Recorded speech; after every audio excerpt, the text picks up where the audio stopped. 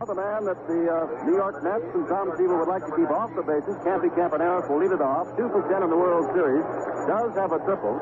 And despite the fact that he was not able to read the pitches too well, wound up with 2 stolen bases. One on a bad throw, high throw to the first baseman by John Matlack, which enabled Campaneris to steal a base. In the last 8 games, including the playoffs, Campaneris has stolen 6 times. And he was also quoted as saying, I saw Tom Seaver throw. Joe Morgan at Cincinnati get a good jump on him. I think I can steal. Seaver's first pitch, outside ball 1. Tom Terrific, Tom Seaver, 19-game winner, is a power pitcher. He will not change.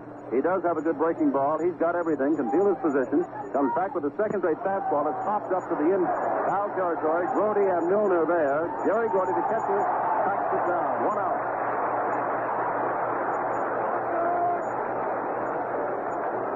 That'll bring up Joe Rudy, hitting at 270, 12 home runs, 66 RBIs. That's in the regular season.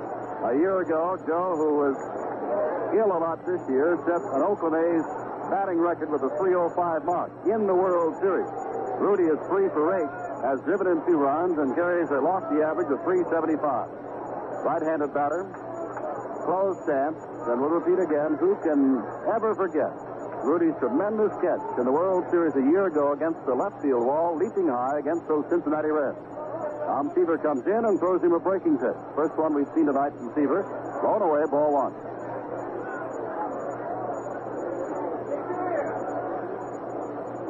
An absolute sellout. I'm sure Monty Moore gave you that impression when he told you about the scalpers. Seaver back and throws the fastball. Drilled down the left field line. May stay fair and bounces into the corner. Over Cleon Jones, and Rudy will go into second base with a stand-up double. Picking on a Tom Seaver fastball. Well, Seaver started out, Rudy, with a breaking pitch. Low and away, came back with the fastball, and Rudy drilled it for a double off the left field wall. Seaver said, I know the Oakland A's are a good fastball pitcher, and that's the way I'll go. Here's Sal Bando, 2 for 8 in the series. Has a triple and an RBI. Hit 288, but 29 home runs and 98 RBIs during the regular season. Seaver now pitching from the stretch, comes in with a breaking pitch. Swing and a miss by Bando. Seaver now has shown us 2 of his curveballs. No score, 1 out. We're at the top of the first of Game 3 of the World Series. 3,000 miles from where it all began, out in Oakland, California. Seaver ready, comes back with another breaking pitch, a curveball that stays inside. 1 ball, 1 strike to Sal Bando. Joe Rudy standing absolutely on the bag at second, now takes a few steps away. Hahn out in center field because Seaver's a fastball pitch is playing him over in right center. There's a foul tip at the plate. Bando is a pulled hitter, as his 29 home runs will attest, as his 98 RBIs would give you a good idea. And yet, Don Hahn is way over in right center, figuring against the power of Seaver. Bando's going to go the other way.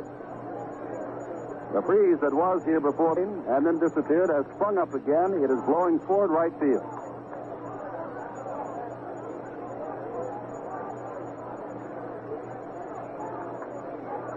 Seaver standing on the mound now has a sign. Looks back to Rudy. Another breaking pitch, fouled past Irv Norris, the coach at third base. Jerry Adair is the coach over at first base. Defensively, Milner at first, Leon at second, Hells from the shortstop, Garrett at third, Cleon Jones out in left, Don Hahn in center, Rusty Staub out in right, Brody behind the plate. And Seaver out in front of Bando, 1 ball, 2 strikes. Twice he's had Bando swinging at breaking pitches, comes back with a fastball, just misses the outside corner. Brody pauses for the moment before firing it back to Tom Seaver. 2-2.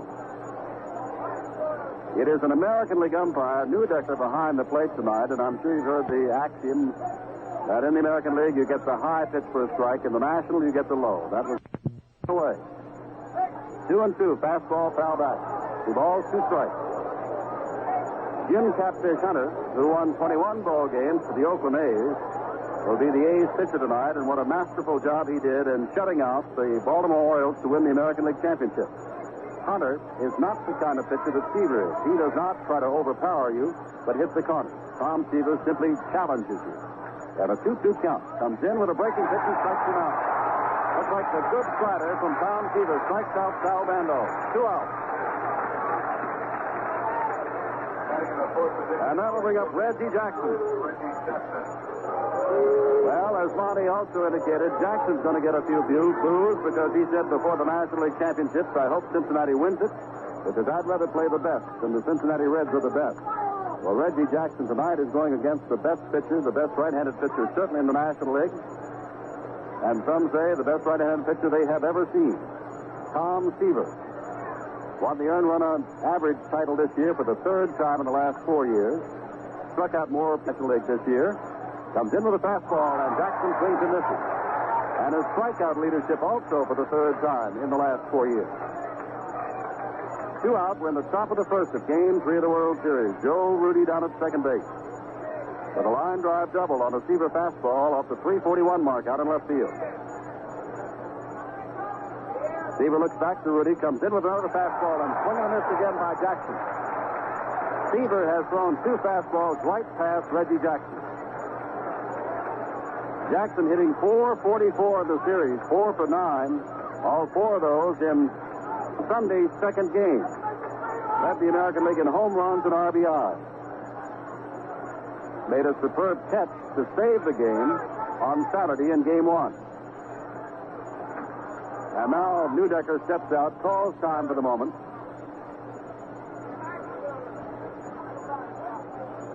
They're playing Jackson strictly as a pull hitter. Leon way over around first base. Big gap past Seaver's left shoulder toward right center field. 2 strikes the count to Jackson. Comes back with a fastball. Strike 3. Seaver strikes out the last 2 down the bases. No runs, 1 hit, no errors, and Rudy left at second base. No score with the Mets about to come to bat.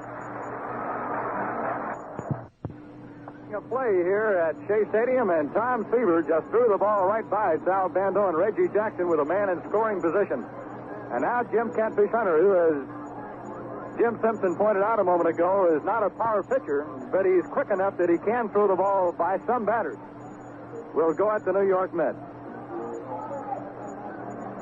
Catfish Hunter during the regular season was 12-2 at home, 9-3 on the road. But perhaps something we ought to look into is the fact that his earned run average on the road was 4.38. Much different than his 2.51 at home.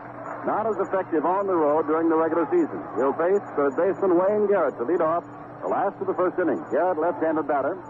Straight up stance, out and high, ball 1. Garrett hit .256 throughout the regular season, 16 home runs. 58 RBIs, and his only hit in the World Series thus far has been a home run in Sunday's game.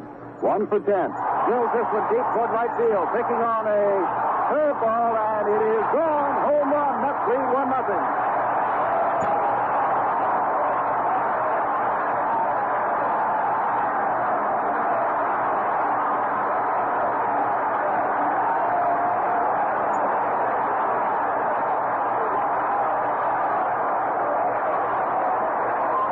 Jim Catfish Hunter, who has to make his pitches just right because he nibbles at the corners, made that one too good.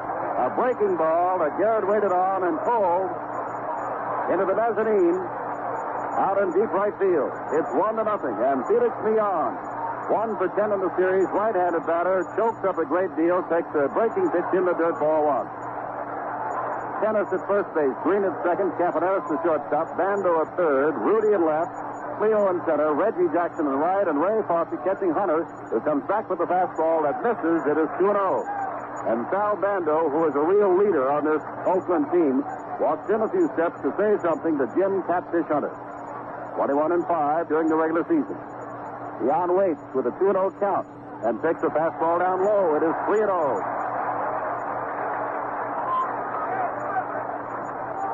Hunter usually has pretty good control, less than 3 walks per ball game. Not a big strikeout man, less than 5 per game. But after the home run, upset, he has missed 3 times in the yawn, and now with a fastball at the knees, has strike 1. 3 balls, 1 strike with Rusty Staub, injured in the final game of the National League playoff, out of the first game of the World Series, came back on Sunday, standing on deck. Hunter working very fast, comes back, line drive, past Bando, left field. And Leon has himself a base hit as Rudy picks it up in short left field and fires on to Green at second.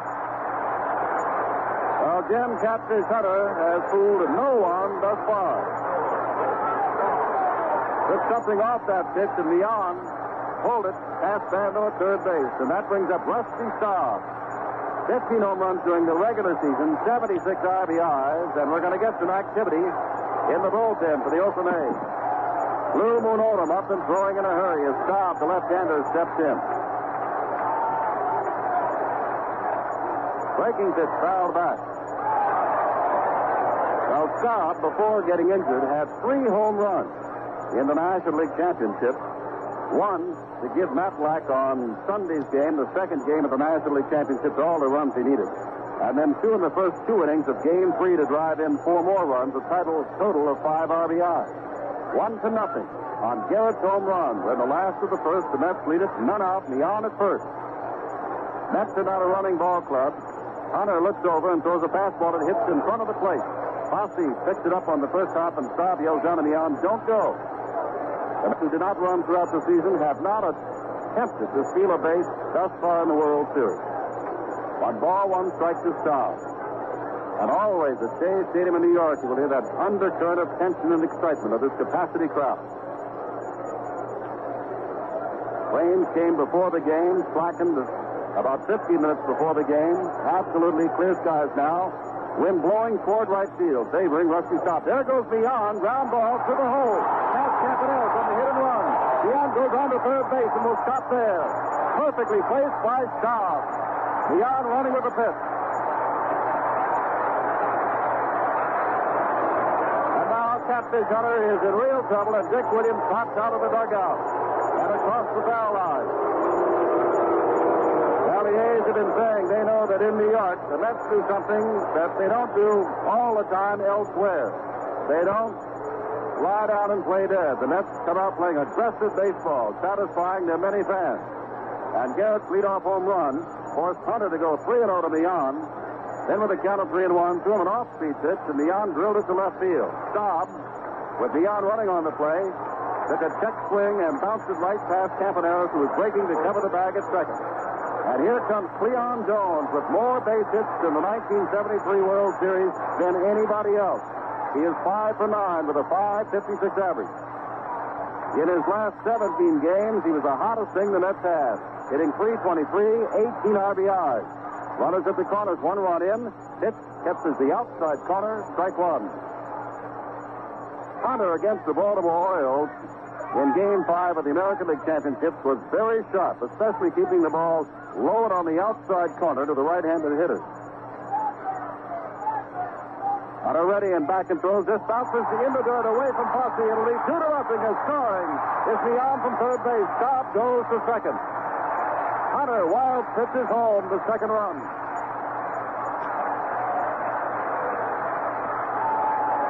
Well, Ken Boswell said it. He is the reserve infielder for the New York Mets.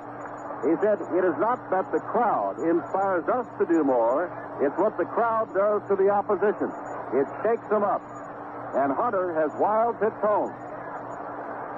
Leon from third base. He gave up a home run to Garrett, but that's unusual for Hunter this year. During the regular season, he gave up 39 of them. 1-1 to Jones. There's an attempted bunt at the plate. It is foul. 1-2. Well, in the Oakland first, Campaneris fouled out to the catcher. Rudy drilled a double off the left field wall, but then Seaver struck out Bando swinging and Jackson looking. The Mets, nobody out yet. Garrett led off with a home run, his second of the series. Leon followed with a single. Staub singled into third. Hunter, wild pitch Leon home. It's 2-0 New York in the last of the first. Hunter looking back at Staub at second. Throws a breaking pitch. High and away. Fosse steps out and now holds up the ball and fires it back to Hunter. The ball's 2 strikes. On deck is John Milner.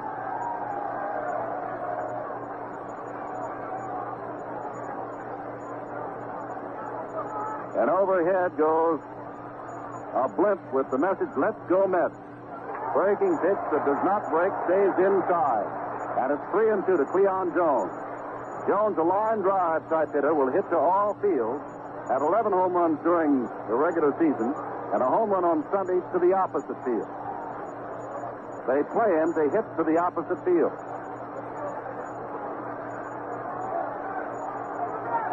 Hunter ready, comes back, and the ball is hit off the fifth, popped up, may be playable. Fossey comes back toward the screen and now watches it drift into the crowd about 8 rows deep, right by the screen behind home plate. Still 3-2. Odom standing around out in the bullpen. He was rushed out there, and there's no reason to believe that he will not continue to warm because Hunter has not looked effective. The pitches have been just too good, and the Mets have picked on them. From the stretch, on a throw ball, swing and a miss, and Jones strikes out. Hunter not supposed to be an overpowering pitcher, but as Monty Moore told you, he can blow it by you, and he threw it right by Cleon Jones there on a 3-2 count. John Milner, tall, lean, left-handed hitting first baseman, has hit more home runs this past season than any other left-handed hitter the Mets have ever had, 23. 4 for 10 in the series with an RBI, hitting .400. Hunter trying to get out of this first inning, throws him a pitch that's bounded right back to Hunter. He backhands it, drops the ball, and he's safe. Hunter took a look at Staub at second and forgot to hang on to the baseball. Now Jim Catfish Hunter has lost his cool in the first inning. He is wild pitched in 1 run and now commits the error. Milner safe at first base. And that'll bring up Jerry Grody. Then at first and second with 1 out in the first. Odom still standing out in the bullpen in left field, staring in at Jim Catfish Hunter. Grody is the man on whom Reggie Jackson made a superb catch to save the game in Saturday's Game 1 of the World Series. Pitch misses on the outside corner. This is a fastball, ball 1. Don Hahn, who would be the 7th man to come up in the inning, swinging 2 bats on deck. The A's had 5 errors on Sunday, and they have 1 here in the first inning of Game 3. 6. Breaking pitch, swing and a miss by Grody. 1 ball, 1 strike, swinging at the Hunter curveball. Mets have 2 runs, trying to get off to a big inning.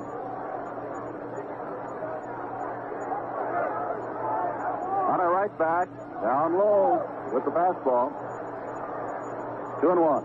Well, we said it before. You give Tom Seaver a couple of runs. His run average was the best in the National League, and he is halfway home. However, Seaver has had his moments also. Hunter right now trying to pitch out of some of his. Breaking pitch, catches that outside corner. Good-looking breaking ball by Catfish Hunter. From that kind of pitch called by Jerry Dudecker, the umpire of the American League behind the plate, it gives Catfish the reputation of nibbling at the corner. If he gets the ball out over the plate, you get home runs by Garrett and singles by Millan and Staub. 2-2 the count. Comes back and strikes him out swinging. A high inside pitch to Grody, and he went down swinging. So now should Staub score from second base, all runs would be unearned. Hunter should be out of this, but he's the one that put himself in trouble. Matter of fact, he wild pitched in that second run.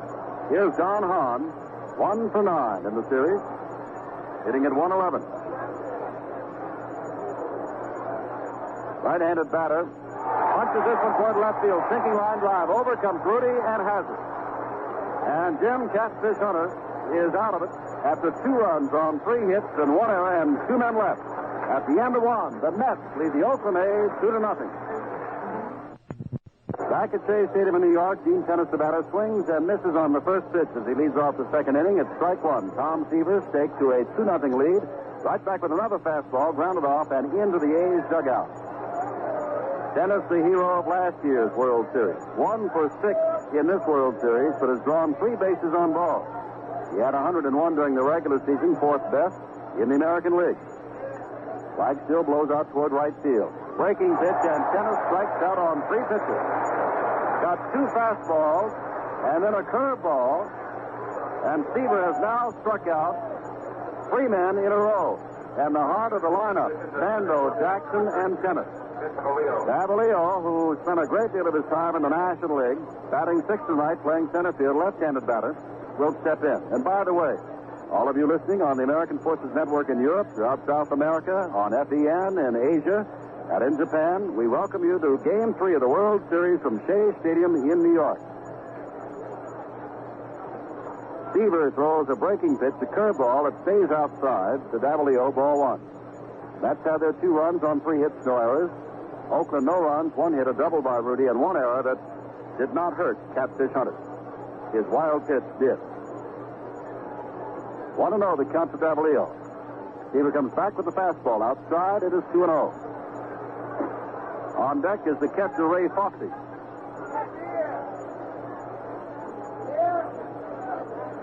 There is punting hanging around the upper deck of Shea Stadium, and there's some signs out, but not as many as we normally see at Shea Stadium. There's a called strike.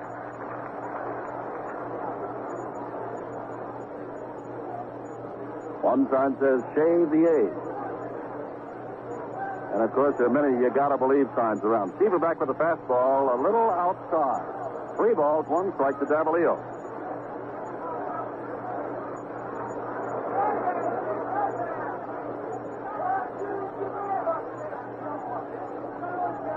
Davalillo, who hit only 188 since joining the club in August, steps back in. Been playing some center field since Bill North has been injured. Seaver ready, throws him the fastball. He gets around on it, but pulls it to the right. Looks like Davalillo was guessing fastball then, because normally you will foul it away the other way down the left field line, but he was way out in front of that. Thinking, I would imagine, that Seaver was going to try to bust one by him. 3 balls, 2 strikes.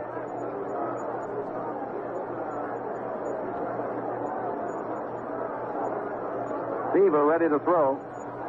Throws the fastball. This one is fouled off to the left.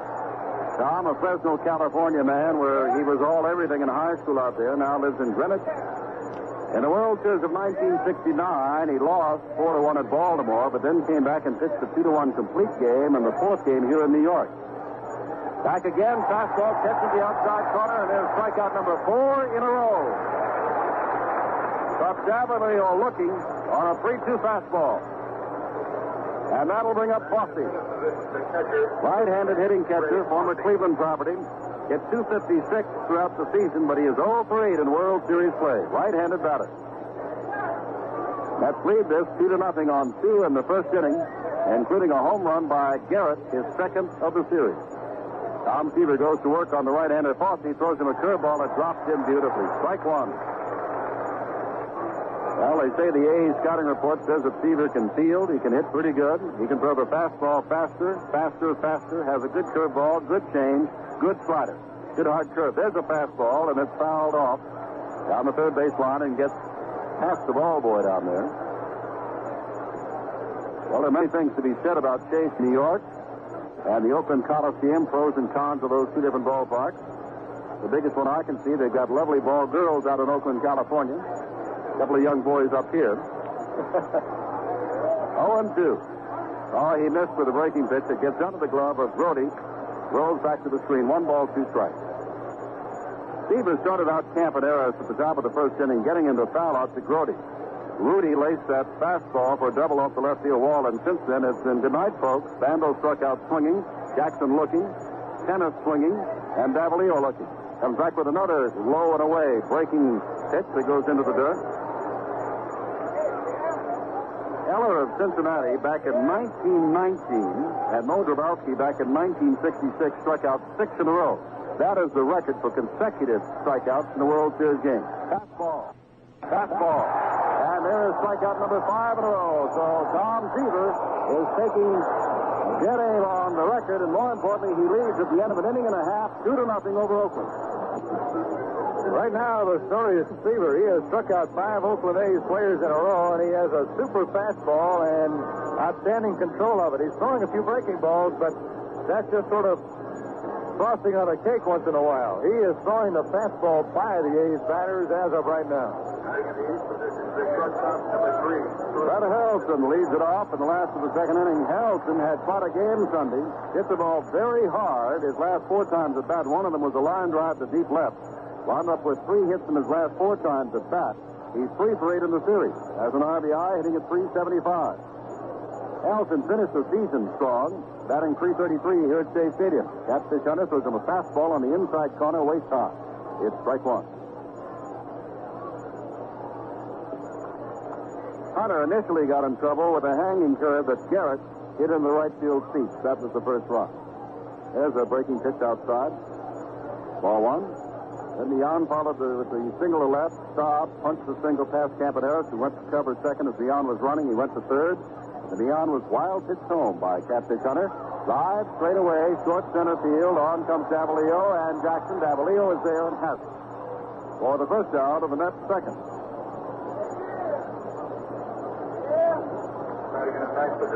Campaneris lost his hat on the way out, and so did Green.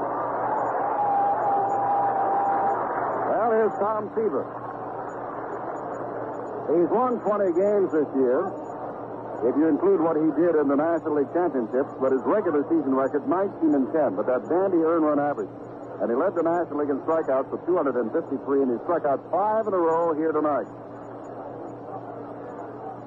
Makes the fastball low and inside. Ball one. Seaver has been to bat, or was at bat, 6 times in the playoffs of the National League. Had 2 hits, both of them double. 1-0. Hunter throws a fastball down the middle. 1 ball, 1 strike.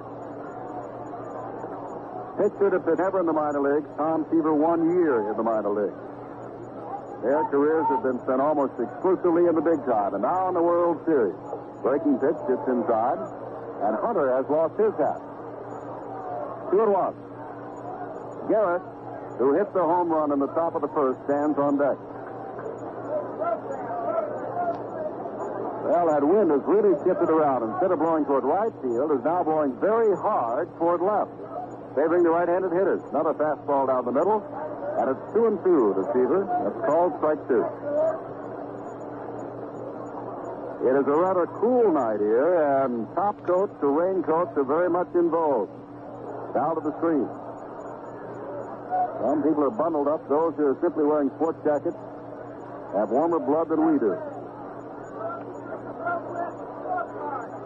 2 balls, 2 strikes. Neither team has really made an announcement about tomorrow's pitchers. There's a lot of conjecture. We'll have it before we leave. Breaking pitch, pops up right side. Over comes Tennis. Over goes Fossey. Tennis near the... He goes into the photographer's box. Does he have it? He does. Right there is Paul Pryor, umpire of the National League, saying he got it as Tennis fell into the box, and the Nets fans give him quite a hand.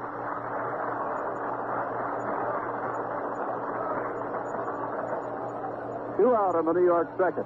Now the 2-0 ball game, which the Nets lead. Here's Garrett. He really pulled a Hunter breaking pitch to get the Mets off to a flying start with his second home run of the World Series.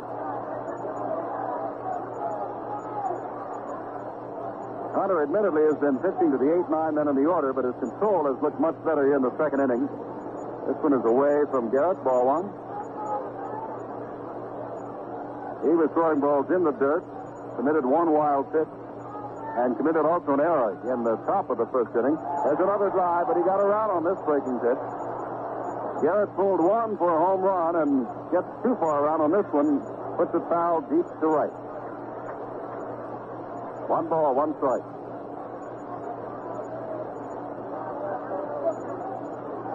Garrett may have won himself a third base job.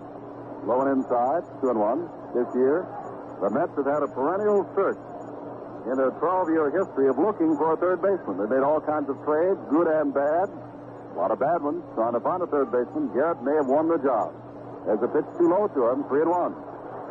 Then throwing that curveball that Garrett got around on and fouled it off, Hunter has come low and inside and then low and outside. Doesn't want to make the same mistake again and get that ball up where Garrett can pull it. And he throws this fastball right by him. 3-2.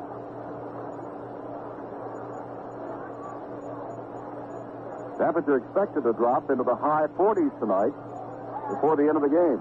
And the wind is really blowing up dust now that causes Newdecker at home plate to call time as Garrett steps out.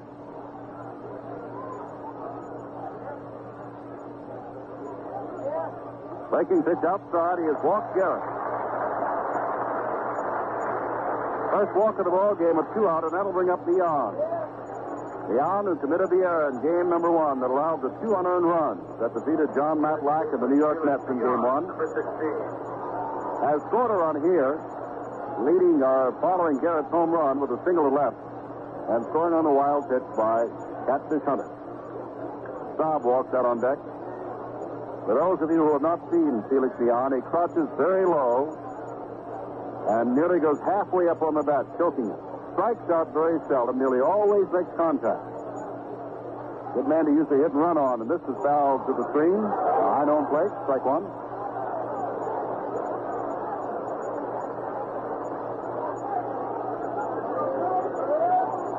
Dick Green at second base, hugging himself for the cold, now gets ready as Hunter is ready to throw.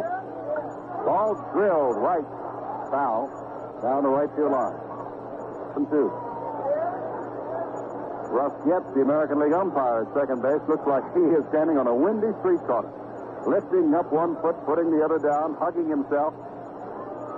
And here's Mr. Getz has to stay up there for at least another 2 hours. 0-2. Hunter ready, throws the fastball, bounded foul on the third base line, hits off the boxes and off the glove of the ball boy down there. Still 0-2 as Garrett retreats to first base. Mets lead it by 2 in the last of the second. You know, of course, that Baltimore won the first game of the 69 series. New York took the second on the road and then came back here, and the Mets took 3 in a row.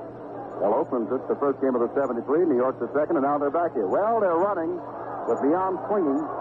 Garrett was not trying to steal. That is simply Felix Leon's great control of the bat, trying to hit and run. That worked so successfully with Leon doing the running and Staub hitting the ball to left field back in the first inning. Yogi Berra does not try to steal too many times, but that's the second time tonight he has tried to hit and run. And that's something with a 2-strike count on the batter. They think that much of it. 0-2 the count, not going this time, up high with the fastball. 1 ball, 2 strikes.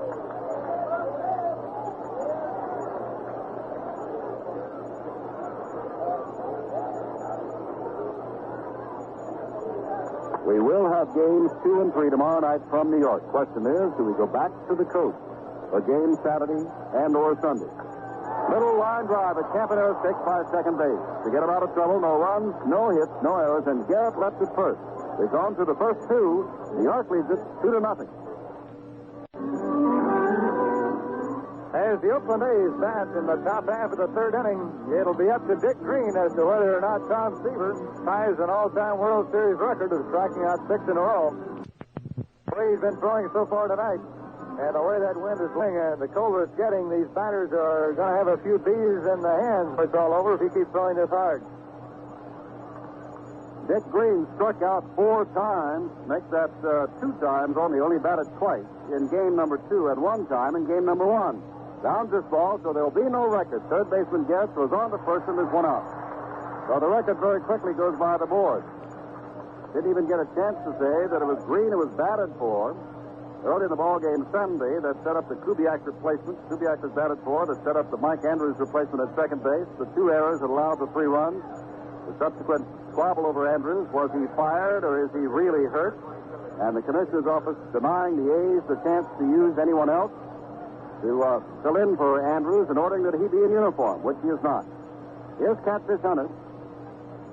First time up in this year's World Series. 227 lifetime average, but during the regular season batted only 1 and single. Takes a good cut at a Seaver fastball, strike 1. At the end of the season, Dick Williams wanting his 20-game winners to get some batting practice, anticipating this kind of situation in the World Series, let them bat. There's a swinging strike 2. And Hunter had a base hit in his only time at bat. Stevens allowed 1 hit, struck out 5, comes back with a fastball that just does miss outside. 1 ball, 2 strikes. The wind continues to swirl. We'll just say that it's blowing in Shea Stadium. Direction changes. Breaking pitch, hit out towards center field. Over comes Don Hahn, in a little bit, and has it. Hunter's a pretty good hitter. Seaver was out in front of him. Hunter got around on it. Line at the center. Jim, here before last, when Catfish Hunter negotiated his contract with Charlie Finley, he got so much money, I believe it was $50,000 for pitching and $5,000 for hitting. Here is Campaneris, who fouled out first inning and waves at a fever sweeping curveball. Strike one. The complete athletes in baseball among its pitchers. He can swing the bat, he can throw, and he can feel his position. Strike one pitch from Seaver throws him another curve. This is low and away. Seaver has done a masterful job spotting that curve. The one base hit by Rudy was off a fastball. 1 ball, 1 strike. Comes back with the fastball, and Campaneris never had a chance. Ball was in Grody's glove as Campy was starting around. 1 ball, 2 strikes. Mets have their 2 runs on 3 hits, no errors. Oakland, no runs, 1 hit, and a harmless error.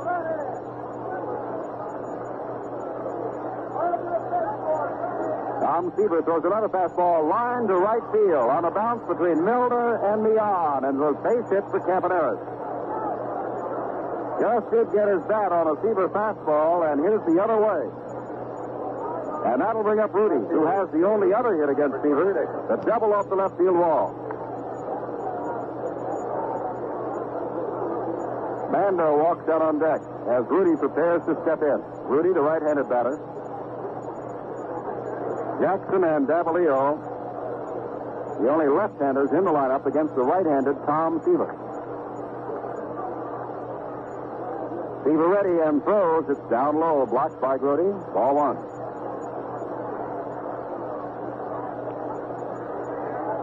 Rudy is now 4 for 9 in this year's World Series, including tonight.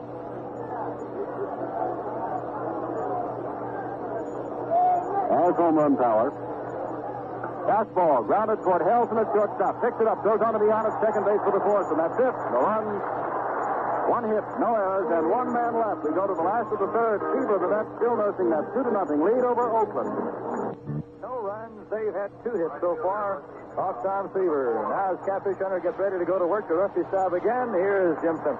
Rusty Staub, who perfectly bounced the single past Campaneris, who was racing to cover second base as Mian was running, sending Mian on a hit and run to third base from where he scored on the wild pitch, steps in and swings at a fastball, strike 1. Staub was in the batter's box. Decker, the American League umpire, was dusting off the plate. We noticed so anxious was he in the second game of the series on Sunday out in Oakland that as Mian came on deck, so did Rusty Staub as Garrett was batting. 1 strike to Staub, the left-handed batter. Hits this one off the pitch down the left field line. Over very quickly is Rudy, drifting forward and in fair territory, the left field line, and almost tripped and fell out there. I don't know that that is one of the pockmarked places that some of the Mets fans here after the championship game dug up or not, or just a bad spot in the outfield. But nevertheless, Rudy almost lost his footing. Staub is out number 1. Here's Cleon Jones. Hunter had a 3-2 count on him and blew a fastball right by it. They're striking out in the New York first. Jones, right-handed hitter, and again we'll tell you they plan to hit to right. He sprays to all fields. Down ball toward Bando, takes it on the second hop at third base, goes on to first base, and that's 2 outs. Jones swinging on the first pitch, and that'll bring up Milner, who grounded weakly back to Hunter in the first inning. But Catfish dropped the ball, and Milner was safe on the error. Since the base hit by Staub, the third man up in the first inning, Milner has reached on an error. Garrett has been walked, and that's it. The first 3 men got base hits, and since then, none has a base hit for the Mets, who lead 2-0. Inside pitch, making Milner back out and bend over. Strike 1. Fastball from Hunter. Milner doesn't hit for average, but does hit for power. Another fastball at the knees for a strike. And someday, John, who is only 23 years old, might be a pretty good hitter for average also. Hunter ready. Fastball is too high. Again, we're in the third inning, the last of the third, with 2 outs. The short score, 2 runs, 3 hits, no errors for New York. No runs, 2 hits, 1 error for Oakland. Hunter. Jim Seaver throws a breaking pitch that stays outside. It's 3-1. 3 balls, 1 strike to John Milner. With Jerry Groody on deck. Fastball misses low and away. And Hunter has walked his second man. And that'll bring up Brody, who struck out swinging in the first inning. Brody went for what looked to be a high inside pitch, pulled very badly, and struck out. Cool weather in New York. 10% chance of rain, they said, and for those of you who have been with us from the outset know that it did rain before game time for about 10 minutes. They had the tarpaulin on, and then about 8:20 New York time, they took it off, and we got started nearly on schedule shortly after 8:30. Fastball, line foul just by third base. Bando not guarding the line this early in the ball game, well off the bag, and that ball curved across the bag and went down the left field line foul. Strike one to Jerry. Don Hahn swings the bat on deck. Milner, a very small lead off at first base, being held there by Gene Tennis. Pitch is a breaking pitch outside, like the Hunter slider. Had trouble with the slider. Monty Moore can tell us more about that after he broke his thumb in the All-Star game. 1-1.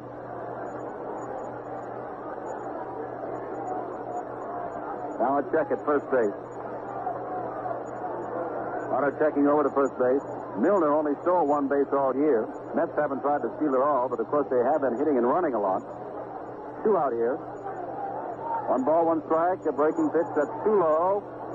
Bossy asked Neudecker, did he go around? They looked down to first base. And Paul Pryor said he went around. 1 ball, 2 strikes. Well, how often have you seen a catcher appeal to the home plate umpire to ask the first base umpire and the first base home plate umpire? That's what happened. 1 ball, 2 strikes.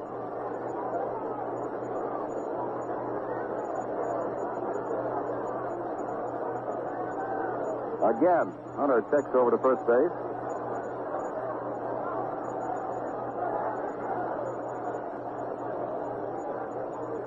One and two. From the stretch. Catfish Hunter throws a fastball that's fouled over our head. Speaking of Paul Pryor, who made that call from first base, this is his second World Series. His first was in 1967. And when they went from St. Louis up to Boston, where he was to open behind home plate, the first time ever behind home plate in the World Series, his clothes got lost. And he was the biggest man on the crew. He had someone's pants that didn't get to his ankles, someone else's hat, thrown away. He had a rag-bag type uniform, and he said, how embarrassing to be the home plate umpire for the first time in my major league umpiring career and wearing sets of 3 different uniforms, none of which were mine. 2 balls, 2 strikes to Grody. Mets lead it by 2 in the last of the third.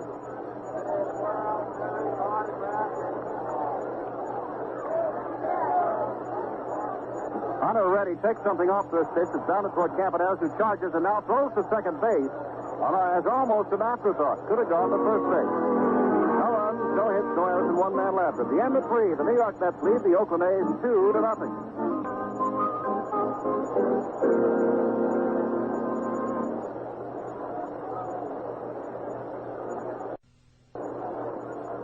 Third baseman Sal Bando, number 6.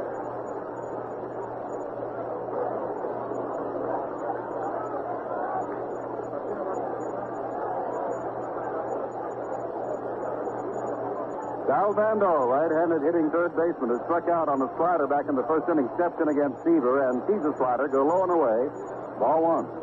2-0, New York, as we began the Oakland 4th inning. Game 3 of the World Series. Tomorrow night at 8:15 Eastern Standard Time. We'll be back on the air with game number 4. Seaver ready and throws the fastball that is too low. I would imagine, Monty Moore, it'll be Ken Holtzman for the A's, and we're guessing Matt Lack for New York. Definitely will be a Holtzman. Some people said around here today they thought Stone might start, but we'll find out. Drive toward left field. Over goes Cleon Jones, chasing it down near the line and has the line drive. Bando is out. That'll bring up Reggie Jackson, who struck out looking at a fastball at the knees to end the first inning. Well, I know, Monty, as we were discussing, Rube Walker, the pitching coach for the New York Mets, likes to go with a 5.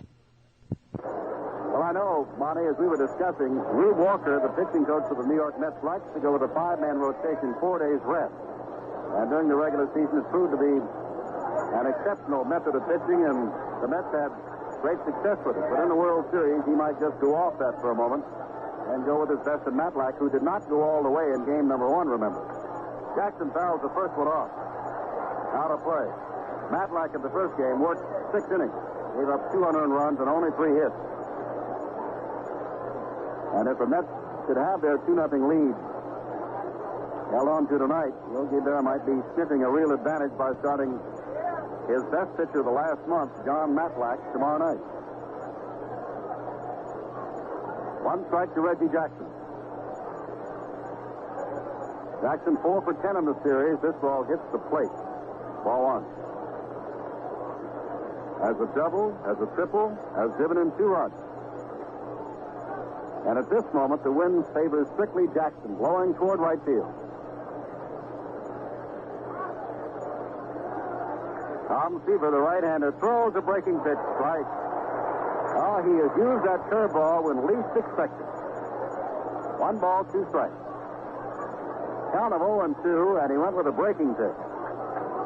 You know the man's going to be guarding the plate on that one. Another breaking pitch and struck him out swinging. Strikeout number 6. Seaver had 5 in a row through the second inning. Hasn't struck out anybody until Jackson here in the 4th. That's 6 of them. And here's Gene Tennis, who struck out swinging at a curveball on the second. Seaver set him up beautifully. 2 fastballs for a strike and then struck him out with a curve. Mets lead this by 2 in the top of the 4th. Seaver fastball outside to Gene Tennis. Ball 1.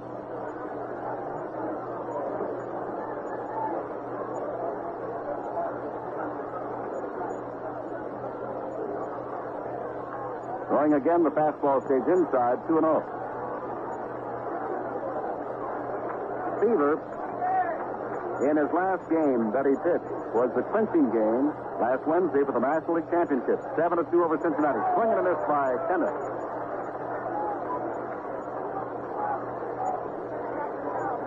Worked 8 in the 3rd inning. 2 balls, 1 strike for Gene Tennis.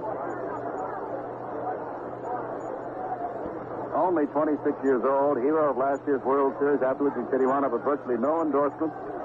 Anything like that. The ball is down low. 3 balls, 1 strike.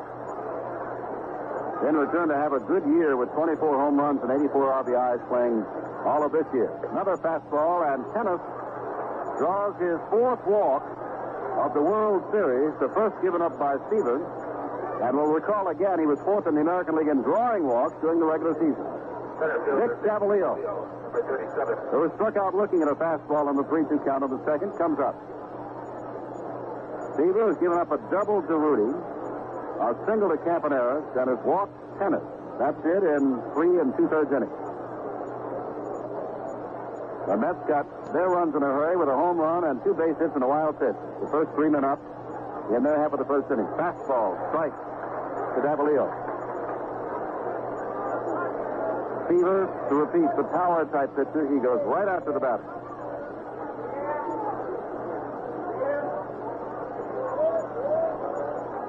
Right back, change of pace. Brody out in front of the plate with a little ground ball. Throws it wide of first base. And Davalillo, at great speed from the left side, beats it out. Give that Milner save what might have been a run right there. I don't know how the ball bounces out in that right field area, but he left the bag and left his feet and really made a fine stop of a hard throw that could very well have been going a long, long ways. And Rusty Staub was over right at the foul line. Throwing error on Brody. Tennis goes to second base. And now, because of Seaver's walk and the throwing error by Brody on the little bounder, slowly rolls to the left of the mound. That puts Seaver in trouble, and Fosse, who struck out swinging at a fastball to end the second, ready to step in. Ray Fosse is 0 for 9 in World Series play. Comes up now. As for the second time in this ballgame, the A's have a man as far as second base. Rudy was there with 1 out, but Jackson struck out to end the first. And that's fans realizing that Seaver could be in a bit of trouble here. Look for him to work to Ray Fosse. From the stretch, Tom Seaver throws fastball. Bounded back over the head of Seaver, in comes Harrelson, goes on to first base. He's got him in a close play. Off he goes after the first base umpire, Paul Pryor, and now walks away. No run, no hit, 1 error, and 2 left. We go to the last of the fourth. It's 2-0, New York. All right, Monty, a change here. After reviewing the situation in the press box, the official scores have said no error for Grody on the throw. The Davalillo beat it out, and therefore score that is a base hit. And therefore, in the fourth inning, it should be no runs, 1 hit, and no errors, and 2 left. Figuring that the throw was wide, but Davalillo had the throw beaten. 2-0, New York, as we begin the next fourth. Don Hahn, who lined to Rudy in left field to end the first inning, steps in, right-handed batter with a closed stance to face Jim Catfish Hunter. Hunter throws, ground ball. That's inside the bag at third base. Sando, hands on hips, watches it go into the left field corner as Hahn goes to second base with a double. That's the fourth base hit, and the first inning when the first 3 men got base hit. Sando was really disgusted with himself. Figured he should have reacted to that ball better, but sharply hit inside the third base line. That'll bring up Harrelson, who sent a fly ball to short center field back in the second. Now let us see how Yogi Berra plays this with Tom Seaver on deck. Harrelson steps down to look to Eddie Yost. Sando in on the grass at third base, just off the grass. Infield coming in.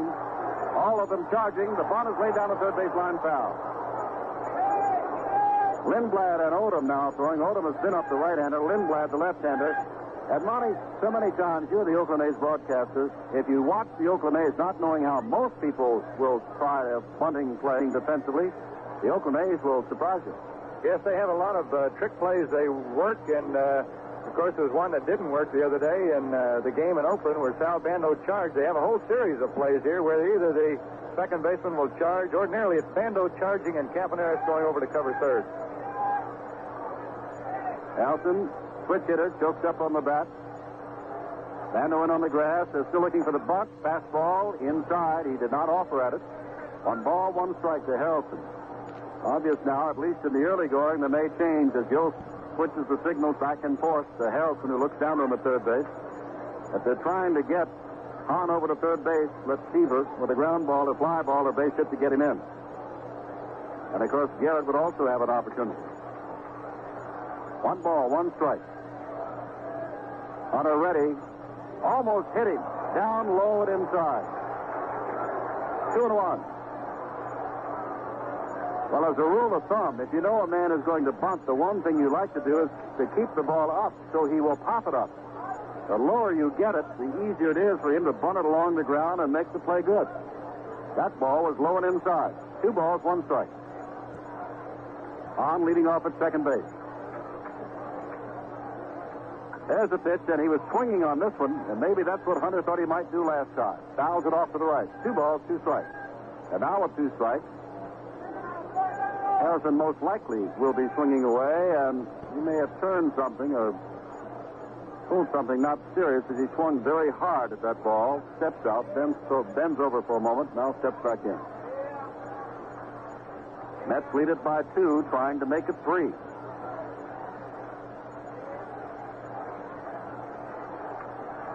On a ready, the fastball popped up, foul out of play behind home plate. Still 2-2.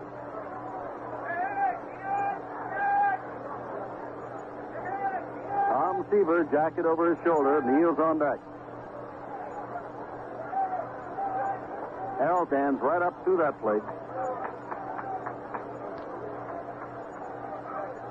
Hunter ready, throws the 2-2, hits this one off the fist toward right field. Back goes Jackson, short right field. Hahn at second base, tagging, and Jackson's got quite an arm as he fires it all the way to third base on the line.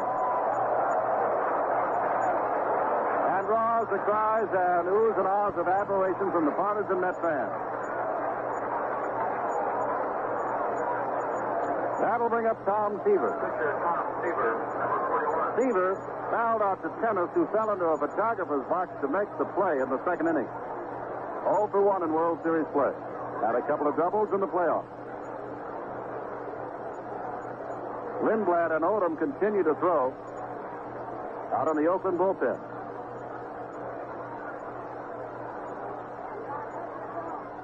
Seaver bats right-handed as he throws and swings and waves at a breaking off-speed pitch.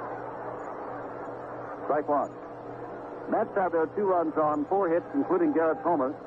The A's have yet to score, have had 3 hits, and committed 1 error.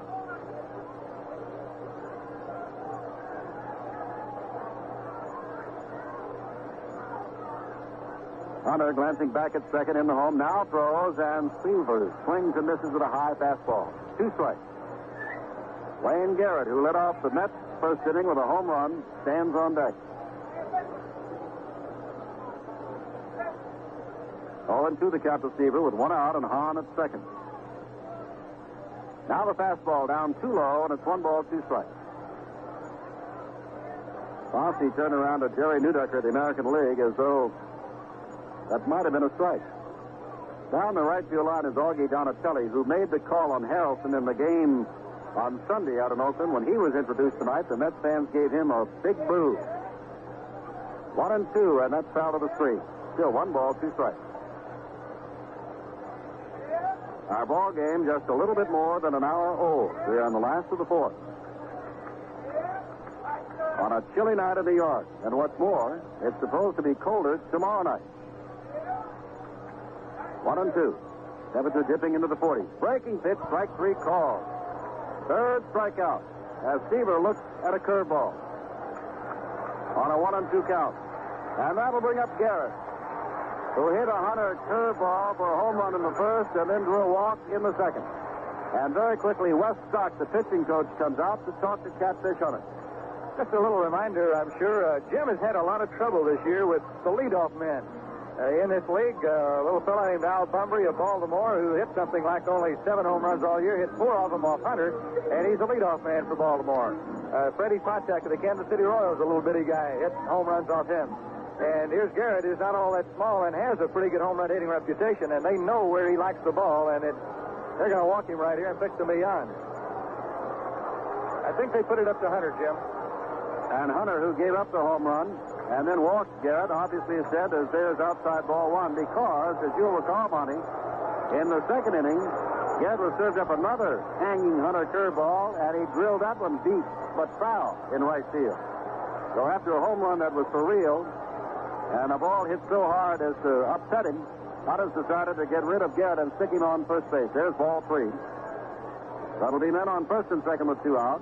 And the right-handed Mian coming up. Garrett, of course, also is a left-handed swinger. Mian is right-handed. There's ball 4. Not only that, Mian is not known for power the way he chokes up.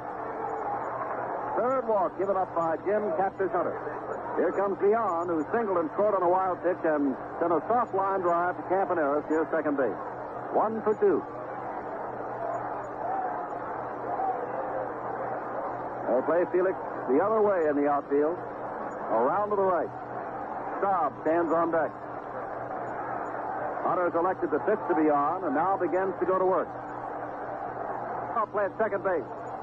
Not in time. As a matter of fact, the ball was on the first base side of second base, and Green had to stick his glove back toward first base as he went into second.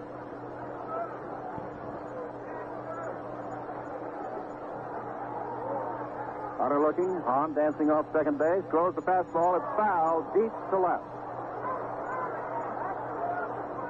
That's strike 1. Well, I'll tell you something. Bud Harrelson's not supposed to have power. Jerry Grote's not supposed to have that kind of power. Mian doesn't have that much power, but Harrelson has nearly hit a home run on 1 occasion, and has sent outfielders very deep on others. Grote sent Jackson to the farthest part of left center field to haul in his drive on Saturday. And Mian just got around on that ball. Now he pops this one up. This also, I believe, will be out of play. Fosse comes back toward the screen. It lands on the screen and will roll down from there. 0-2 to Felix Mian. Mian very difficult to strike out. And he did a superb job the year for the Mets. Just 9 errors, but a very costly one on Saturday in Game 1 of the World Series when he let a ball go right through his legs. As he said later, I simply did not get down to the ball. 2 runs scored. That's all the A's needed. Hunter throws, ground ball toward Bando. Tough play, off in the third base, goes into foul territory. A hop really came up to Bando there, who was going to his right toward the line. Bases are loaded, and that will bring up the left-handed swinger, Rusty Staub.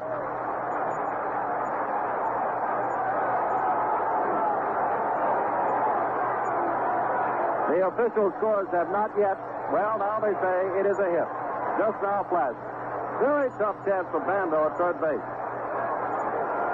That's the fifth hit off Catfish Hunter. Bando walks over toward Hunter. Was Hahn at third. Garrett at second. Miano at first, and Rusty Staub. 1 for 2 tonight. The top man in RBIs in the Flex and in the regular season at the plate. Mets lead it 2-0. Looking for the big hit from Rusty Staub. Catfish Hunter goes to work, throws him a fastball, grounded right back to Hunter. Hunter throws on to first base, and Staub is a very easy out on the first pitch. No runs, 2 hits, no errors, and the bases are left loaded. At the end of 4, the Mets 2, the A's 0. This is Monty Moore with Jim Simpson. As Dick Green is about ready to bat here in the top half of the 5th inning, the Mets have 5 hits, the A's have 3. But as we said, the Mets lead where it counts on the scoreboard 2-0. Jim? Well, we can tell where the A's fans are, Monty. They're behind third base because your little pep band, the Swingers, were just standing on back of the dugout of the A's along the third base line playing, and they were getting applause from A's fans and a good round of boos from the majority, the Mets fans. I think they were overwhelmed. Green rounded to third base back in the third inning. And takes ball 1 from Tom Seaver as he leads off the top of the 5th. Green 0 for 5 in the World Series. They made a dandy defensive play in game number 1. Seaver throws him another fastball. It's fouled off to the right and out of play. 1 ball, 1 strike. Oakland has 3 base hits. New York has 5, 1 of which is a home run, but 2 of which are infield hits. One fielded by Grody, the other by Bando. The 1-1 pitch from Tom Seaver. Fastball, fouled again off to the right. As Green couldn't get his bat around on that good Tom Seaver fastball. Well, in the last 7 years, no league has repeated as world champion. I didn't say no team. I said no league. It has alternated every year. The A's would like to win it the second time in a row for themselves and the American League. Wind continues to swirl. There's a 1-2 pitch. It's a curveball, swing and a miss. And Tom Seaver has recorded strikeout number 7. Getting Green on a curveball. At Green, Seaver would have tied a World Series record for consecutive strikeouts with 6. Jim Hunter, behind on the count for Seaver in the third inning, nevertheless got Goodwood on the ball and lined to center field. 0 for 1 in World Series play this year. Seaver goes to work with a fastball, swing and a miss, strike 1. Mets lead it 2-0. Both runs coming, and they're half of the first. Seaver coming right back with a curveball, swing and a miss, strike 2. I guess the word would be Seaver uses his curveball judiciously. But he has not been hurt with it. He's been very effective with it. Another one, foul tipped off the bat. Back to the screen, it's 0-2. That time, Hunter looked like he was simply trying to protect the plate. Curve was way outside. Swung and foul tipped it.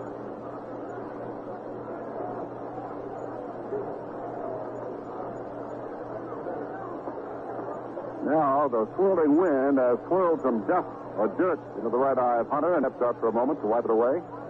Now back in, Seaver ready. Throws him the fastball, just misses the outside corner. Seaver has been yelling in at Newdecker on several occasions tonight, thinking he's had those corners. 1-2. Not taking any time at all. Another fastball, foul to the screen. Good Seaver fastball and a good rip by Jim Catfish Hunter. 1-2.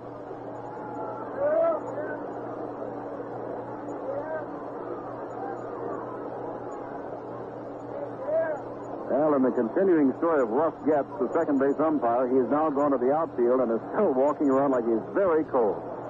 Low and away. Curveball.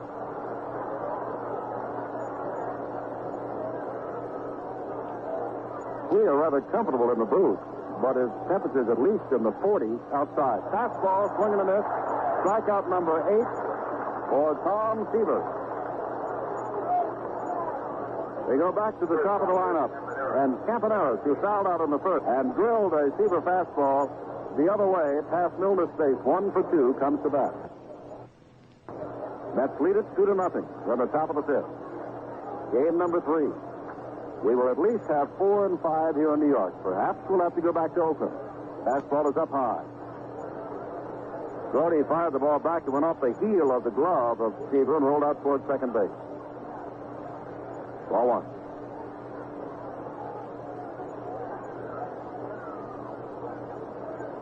They will announce the attendance. It's got to be 53 or more thousand.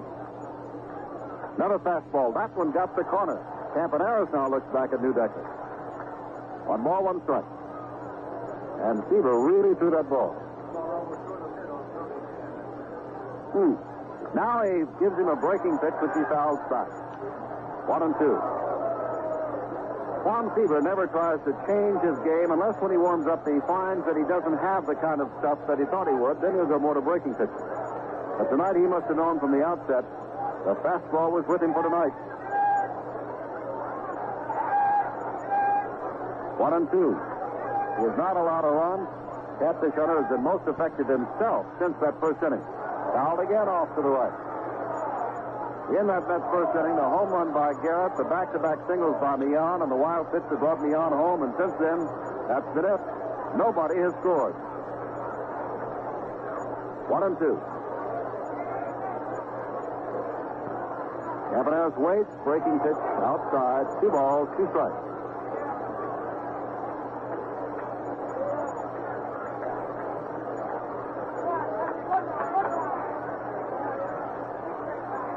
Seaver into the windup and throws now. Breaking pitch that strikes him out. He has struck out the side. Strikeout number 9 as Tom Seaver strikes out the side. We go to the last of the fifth. New York leads 2-0.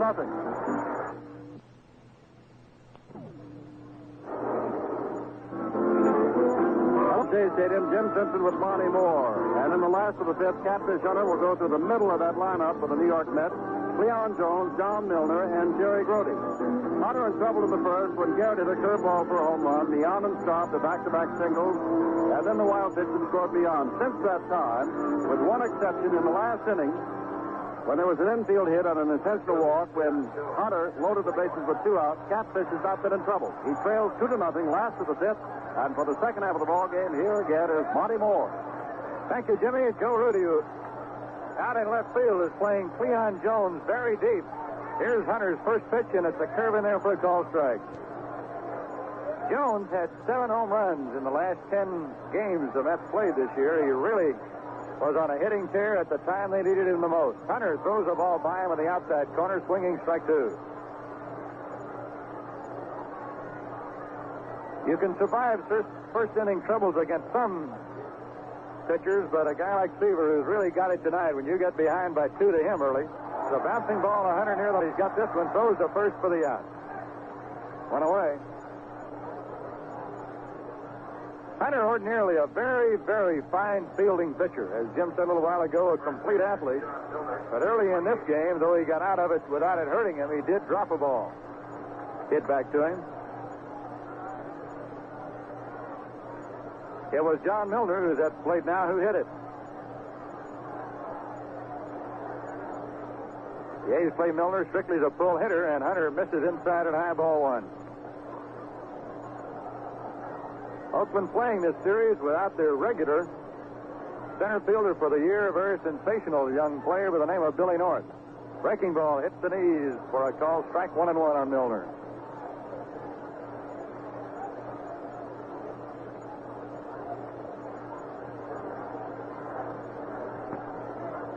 One pitch. Long drive to right field. He got all of that one. It is off the fence. Closing to a single. Milner hit one just below the orange line in right field, and Jackson played it perfectly. A long drive by Milner that just missed the foul pole area. Well, that's got to be one of the hard hit singles of the year right there.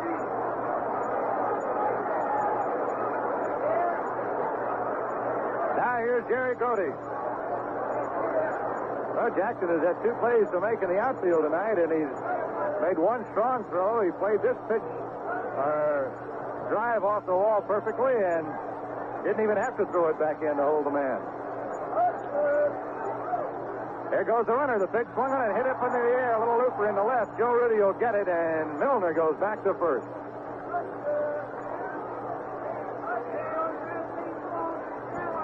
Two down in inning number 5, and the batter now is Don Hahn, who really crossed up the A's by hitting one inside the bag at third for a double his last time up. The A's outfield has been playing him well over into right center and very shallow the whole series. Pitching him out there, but Hunter let go an inside pitch, and Hahn ripped it. Milner draws the throw at first. It's a very short lead he has there. Mets lead 2-0. They've had 6 hits. Fastball outside to Hahn. It's 1-0. Ray Foster, the A's catcher who wears contact lenses, just asked for time at the plate, and if he's having to adjust one of them or something blowing his eye or what.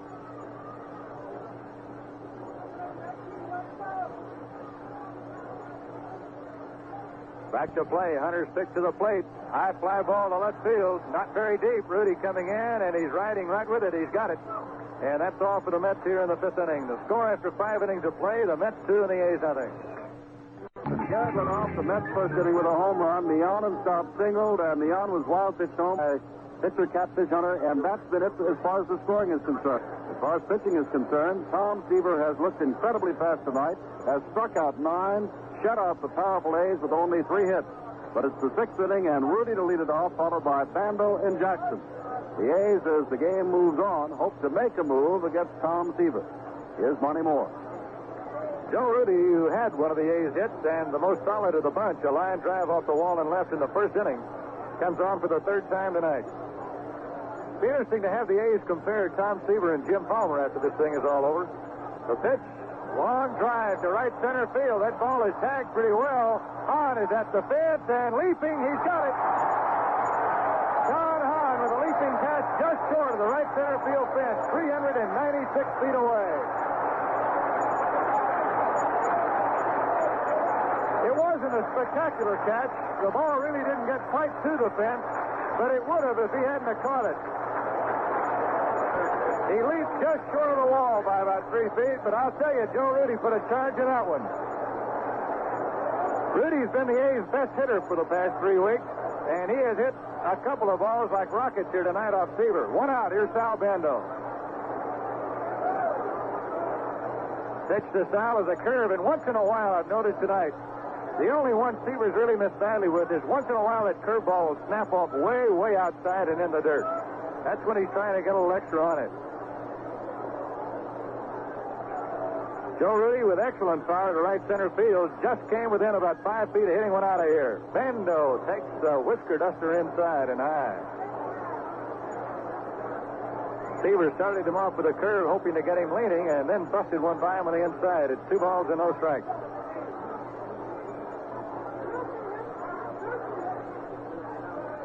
Bando fouls it off.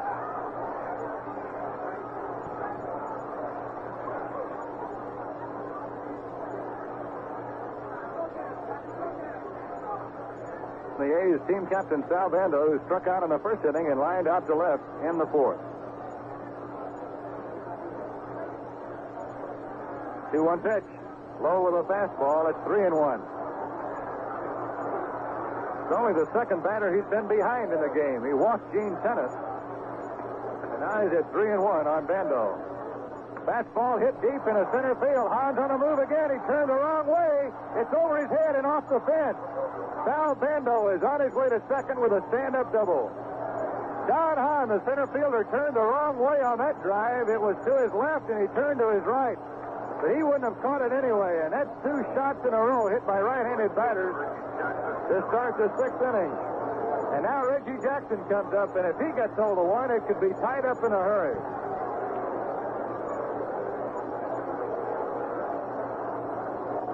Jackson has struck out twice in this ball game. And the Mets fans start to buzz a little bit as the A's power has come up a little bit here in the 6th. Reggie Jackson, the American League home run champion, stands at the plate, gets the curve, and it's a snapping curve for a called strike on the knees. 0-1.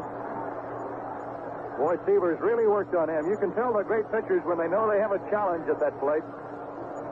There's no sameness to their pitching. They mix it up, and they throw the best they've got. The pitch to Jackson, curve again, strike in the outside corner. Reggie Jackson is yelling at Jerry Neudecker, the home plate umpire.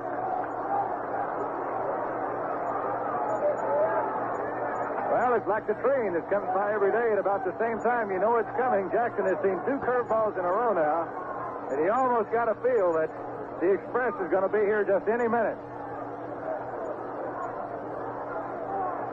Seaver starts to get ready, and Jackson isn't ready, so they call time. Boy, the good pitchers like to stay ahead of the good hitters, and Seaver's been ahead of Jackson all night. The 0-2 pitch. That's Farley, struck him out. Swinging, strike 3. And that's that Express we were talking about. Strikeout number 10 for Tom Seaver. And he has paid Reggie Jackson 3 times tonight. Now here's Gene Tennis, who also has good power. There are 4 men in a row in the middle of the A's lineup who can hit the ball out of the park. Rudy, Bando, Jackson, and Tennis. Curveball to Tennis is a beauty. Called strike 1.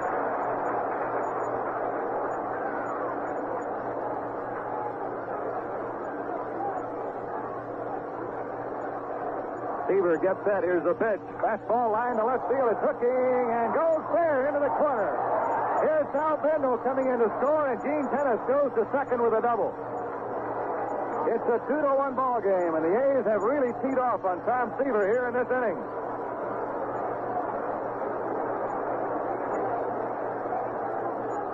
Yeah, it's amazing how that ball will go down that left field line here and look as if it's going to hook, and it just falls. It's diving out there tonight at the foul line. The A's are a base hit away from tying the ball game now, and here's Vic Davalillo, a late season acquisition by the A's from the Pittsburgh Pirates. Oakland purchased him to be a pinch hitter. He holds the major league record for most pinch hits in a season. 1971 with the St. Louis Cardinals, he set that record. The pitch to him, the curveball line to the second baseman, Millan, who's played him perfectly, and he throws him out at first. A big play by Millan, and that's the scouting report out right there. He played Davalillo to throw the ball, and he threw it sharply right at him. Oakland gets a run on 2 hits, a man left on, and the score in the middle of the 6th is 2-1, the Mets lead. New York Mets got their 2 runs in the first before anybody was out, and the Oakland A's have waited until 2 were out in the 6th inning before they got their first. It's last of the 6th and Monty Moore. Buddy Harrelson has been a spark plug of a player for the Mets. Is 0 for 2 in this ball game, batting left-handed. He's a switch hitter. Hunter comes to the plate with a breaking ball and misses low and inside. Harrelson likes to walk. He'll go up and take that first ball a lot of times, and is a good base on balls man. Hunter throws a strike with Harrelson taking all the way. The difference in this ballgame right now is a wild pitched home run in the first inning. It's the only wild pitch that Hunter has issued this year with a man at third base. Harrelson rips one right up the middle, a base hit. Bud Harrelson continues to harass the A's, both in the field and at the plate.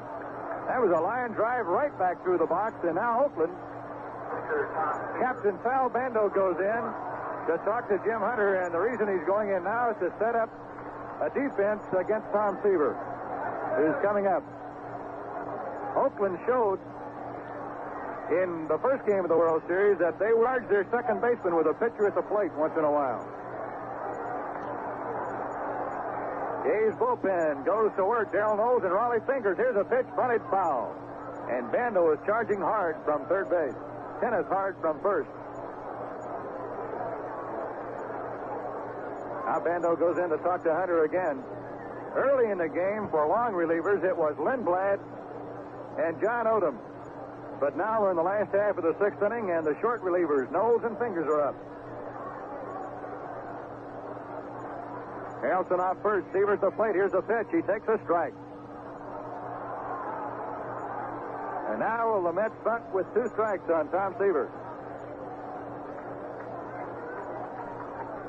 Bando with another message to Jim Hunter.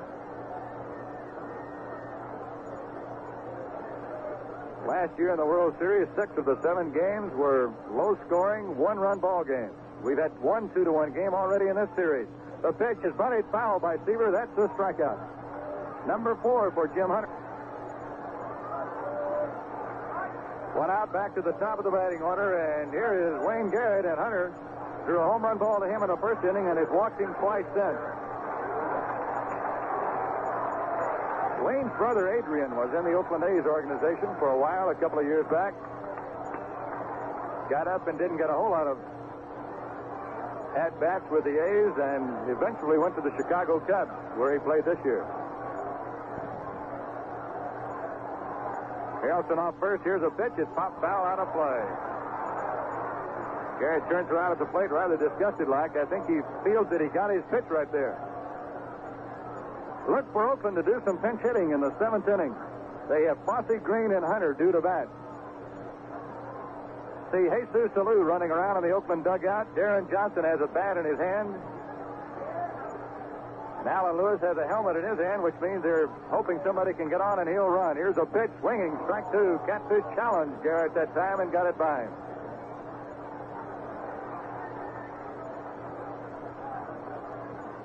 Two to 1. The Mets are leading the A's.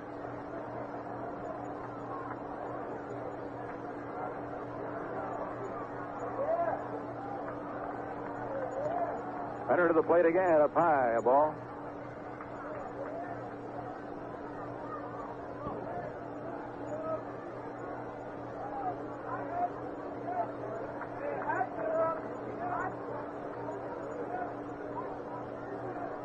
Games here in New York the next couple of nights.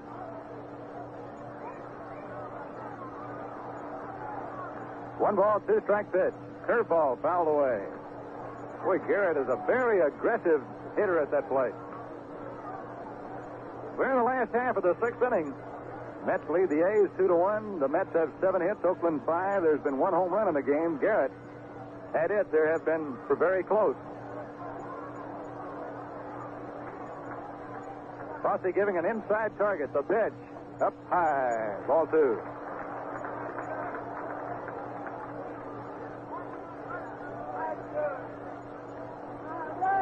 The Oakland A's have an outfield of Joe Rudy in left, Vic Davalillo in center, and Reggie Jackson in right.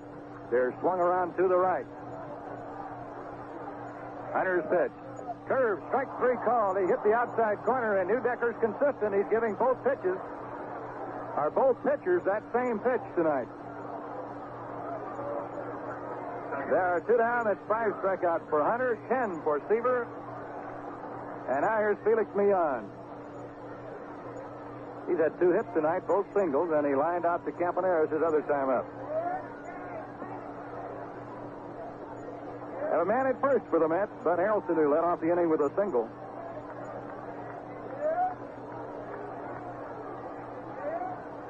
Hunter's pitch, line drive, left center field. They're going to have to go to get this one. Davalillo on the run. He's got it. Vic Davalillo playing Millan in right center field. Had to turn on the gas, and the little veteran just ran the ball down and caught it on the dead run. For the Mets in the 6th, no runs, 1 hit. They left a man, and the score is 2 to 1, New York. More as we go to the Oakland 7th, and Monty was exactly right. Both Pat Burke, former Chicago Cub, now big, strong, hitting first baseman for the Oakland A's, comes out to swing a bat, and Jesus Salou is in the on-deck circle, which means that Fosse and Green will be batted for. It's 2 to 1 New York.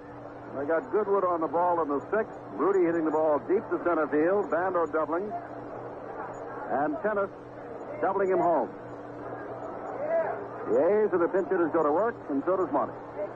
Pat Burke joined the A's late in the season in a trade with the Chicago Cubs for last year's pinch hitting star for the A's in the World Series, Gonzalo Marquez. Here's the first pitch to Burke, and it's a fastball strike on the outside. 2 home runs for the A's, one of them off Nolan Ryan in Anaheim.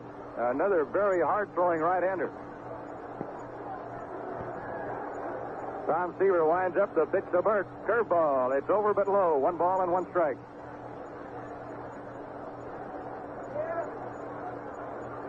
The Mets 2 and the A's 1. The Mets got 2 in the first, and Severs hung on since. The pitch to Burke. Fastball is just missing outside. It's 2-1, and he's really trying to keep that ball away from this big left-hander. Burke checks in about the size of a small linebacker in football. It was about 225, 230 maybe in weight. The A's have some power on the bench. They'll use Burke and Alou and probably Darren Johnson. 2-1 pitch. Inside. Seaver is screaming at the plate umpire. It's 3 balls and 1 strike on Burke. He changed his pattern a little that time. He'd been going outside on Burke and tried to blow it from the inside. Here's the 3-1 pitch. Strike 2 call. Burke hasn't had a swing yet. It's a full count of 3 balls, 2 strikes. The Mets infielders guarding the foul lines at first and third. The pitch. High foul ball off third into the stand. One big noticeable difference in this ballpark and the one in Oakland. The stands come out to within a few feet of the foul lines here at Shea Stadium, whereas in New York, the Oakland Coliseum stadium is like 120, 140 feet from the foul line. 3-2 pitch. Burke hits the fly ball to right field, and it's pretty deep, but Staub is back on the warning track, reaching up and picking it off. He didn't get all of that one. So Pat Burke is out number 1 here in the 7th inning, and now Jesus Alou comes on. Alou in this series, 3 hits and 9 at-bats. He hit 306 for the A's after he was picked up from the Houston Astros. Number 22, Jesus Alou. Well, the A's have had the Met outfielders doing a little running in the last couple of innings, and the Met bullpen goes to work now. Darren Johnson is out on deck as a possible pinch hitter for Jim Hunter. Jesus Alou, one of 3 Alou brothers to have played with the Oakland A's in the last 3 years. Felipe was the first. Last year in the World Series, Matty Alou, and now Jesus. Seaver winding. Here's a pitch. Foul ball out of play. Strike 1. You really have to work at walking Jesus Alou. Harry Parker, a right-hander for the Mets, is in the bullpen.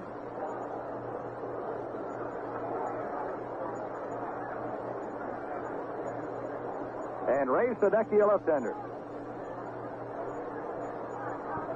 Here's a pitch to Alou. Curveball, bounce on the ground, deep shortstop to Bud Harrelson. He's got a good arm, and he shows it off by throwing him out. 2 up, 2 down. Seaver has eliminated 2 of the A's top pinch hitters, and now here's the man who was the A's designated hitter this year and did quite a job. Darren Johnson for Oakland. He drove in 81 runs for the A's, hit 19 home runs, and played the last 5 weeks of the season with a bone chip in his hand. 5 weeks of the season with a bone chip in his hand, and it was hurting him so badly he could hardly grip a bat. He was a very strong candidate to knock in 100 runs if he hadn't been hurt. But Darren Johnson bats for Catfish Hunter in the 7th inning with the Mets leading 2-1. Seaver's pitch. Fastball outside.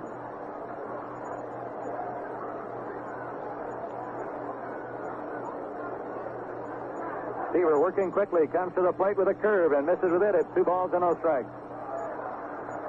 Johnson pinch hit in Sunday's long game out in Oakland and got a double off the wall in left center field. He's 1 for 1 in the World Series. This, after 17 years in pro baseball, is his first World Series appearance. In there, a called strike. Darren took one right down the middle that time on 2-0. It is now 2-1. Seaver winding, kicking. Fastball thrown right by him, swinging, strike 2. Tom Seaver, the ace of the Mets. Working with a 2-1 lead, throws to the plate. Strike 3 call. Johnson takes the fastball, and Seaver cuts down 3 A's pinch hitters here in the 7th inning. The score of the Mets 2 and the A's 1. Green, who was batted for by Alou, is out of the game, and Chet Kubiak is now at second base. And of course, Darren Johnson looks at a 3rd called strike, batting for Catfish Hunter, and that has brought on Darrell Knowles to do the pitching. Knowles, who had to sit out last year's World Series because of a bad hand, has been in both games thus far and has an absolute perfect record, except he did commit a throwing error. Other than that, no runs, no hits, and no walks, and also no strikeouts. Knowles, the left-hander, will be facing Staub, Jones, and Milner. Two of those three are left-handed. It's 2-1 in the seventh. The Mets got both of their runs in the first on the Garrett home run, back-to-back singles by Beyond and Staub and a wild pitch. And, of course, Kenneth doubled in Bando in the sixth to make it 2-1. Here's one. Rusty Staub going for the first Gerald Knowles pitch. A slider out away from him is fouled off. It's strike one.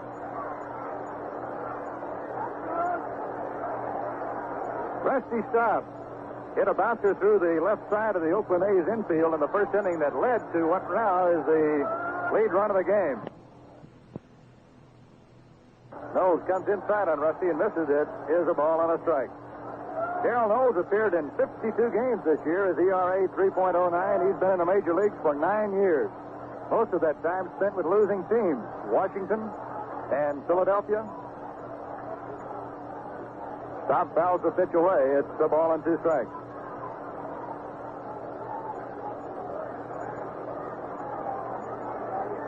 Knowles is 31 years old. He's from Brunswick, Missouri.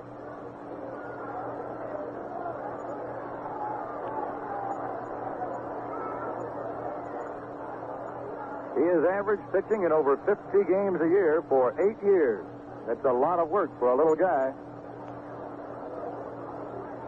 His greatest pitching effort this year was as a surprise starter at Fenway Park in Boston. He won a game 1-0 going all the way. Staub fooled on a breaking ball, just dragged it foul off the first base line. Staub, Jones, and Milner will bat for New York here in the 7th inning. Staub still letting go of the bat with one hand. He's got a very sore shoulder. Knowles to the plate. In the dirt, a ball. Pat Burke stays in the game and plays first base for Oakland. Ted Kubiak at second. Gene Tennis now behind the plate. Fastball inside. That one had Staub, but it missed the plate. Rusty was leaning a little bit, and Knowles just missed that inside corner, and Gene Tennis is arguing with the plate umpire, Jerry Neudecker. And this Met crowd is starting to say, let's go Mets. Little wind gust blows up here, and Staub backs off the plate. Rusty Staub's home runs in the playoffs were off left-handers of Cincinnati, Gullett, and Grimsley. 3-2 pitch. Little fly ball to left field. Joe Rudy came in. Now he's going back, and he's got it. And Staub hasn't pulled the ball tonight. One down in the 7th inning, and here's Cleon Jones. Left fielder Cleon Jones, number 21. Well, you hate to see the great stars, Jim, not be 100% healthy, and Rusty Staub is certainly not 100%, but he's given 100% effort here. Well, Staub, of course, I think they took great solace from the fact that he singled the last time up out in Oakland. He's got an important base hit tonight, but as you said, he's not swinging the bat like he used to. Jones hitting a sharp grounder to Campaneris. He eats it up and throws over to first for the out. 2 out, 7th inning, and here's John Milner, who hit a line drive just below the orange line, 341 feet away from home plate into the right field corner of Shea Stadium. Reggie Jackson played it perfectly and held him to a long, hard-hit single. That was in the 5th inning.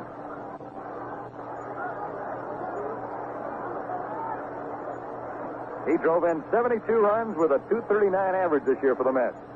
Knowles missing outside, ball 1. Catfish Hunter tonight pitched 6 innings, gave up 2 runs and 7 hits. He walked 3 and struck out 5.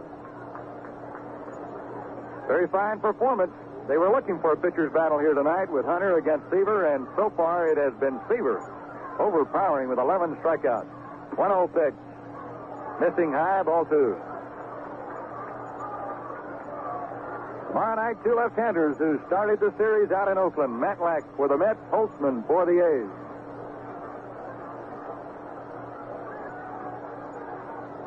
Knowles behind 2-0. Swinging strike. Boy, he had a good cut right there. Milner's not a big guy like you might expect a home run hitter to be, but very wiry.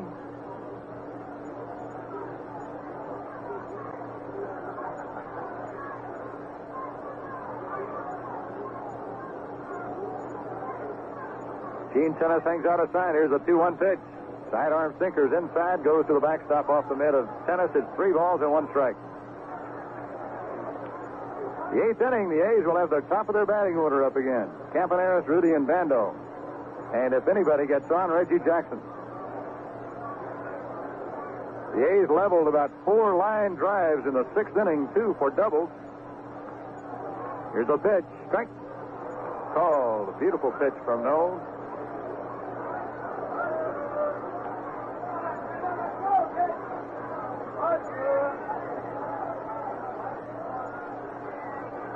Knowles is all the way on the Reds. 3 balls, 2 strikes. Here's the pitch. He lost him, ball 4. And Knowles walks the left-handed batter, and now has got a pitch to a right-hander who can hit the ball out of the park.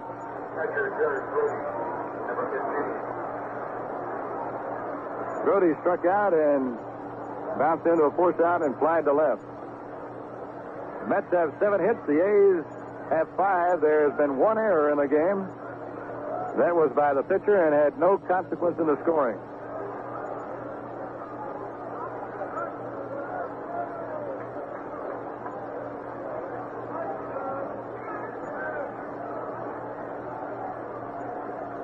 Jerry Grody, the Met catcher, cocks the bat. Nose comes to the plate, and it's low for ball 1.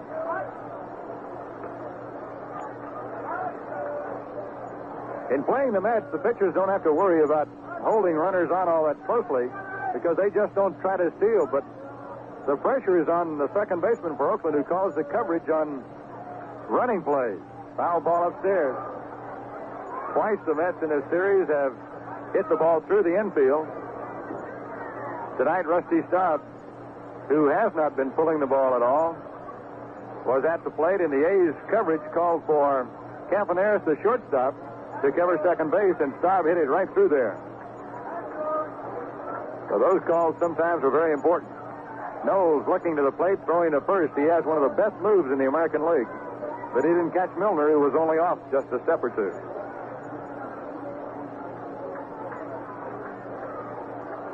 Paul Lindblad has joined Raleigh Fingers in the Oakland bullpen. There's a bouncing ball to shortstop. Campaneris has got it. Throws over to second. Kubiak takes the fourth play on Milner to retire the side.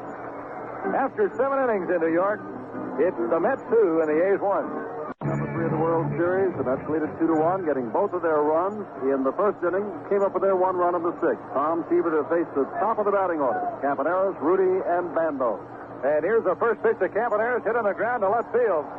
The A's little road runner is on, and in a 1-run ball game, that's the one man Seaver wanted off the bases the most.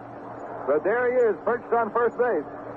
Campaneris, who's led the American League in stolen bases 5 of the last 6 years, stole 34 for the A's this year, 3 in the playoffs, and 2 so far in the World Series. And the Met bullpen crew goes to work, headed by left-hander Tug McGraw.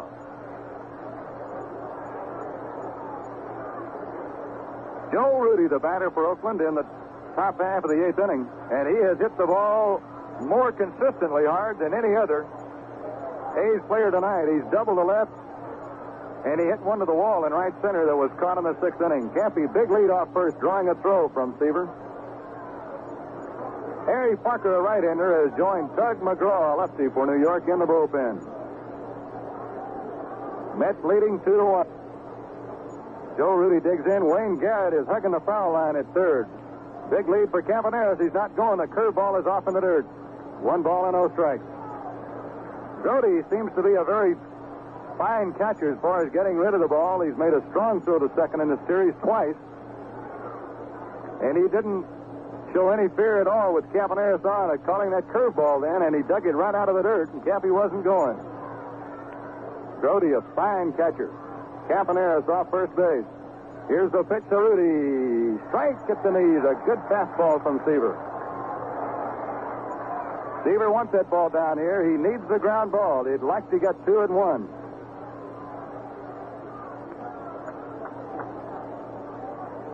Mets giving up some ground to the left of the third baseman Garrett as he's trying to protect against the extra base hit. And in giving up that ground, Campaneris got on by hitting one through that hole.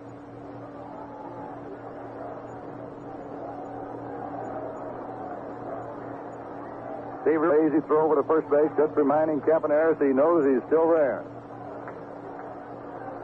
Seaver drops down slowly to the waist. There goes Campaneris. The pitch is taken. Grody's throw to second is not in time. He steals it.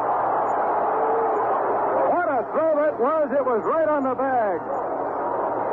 Happy Campaneris steals second base. And that one was really close, I'll tell you.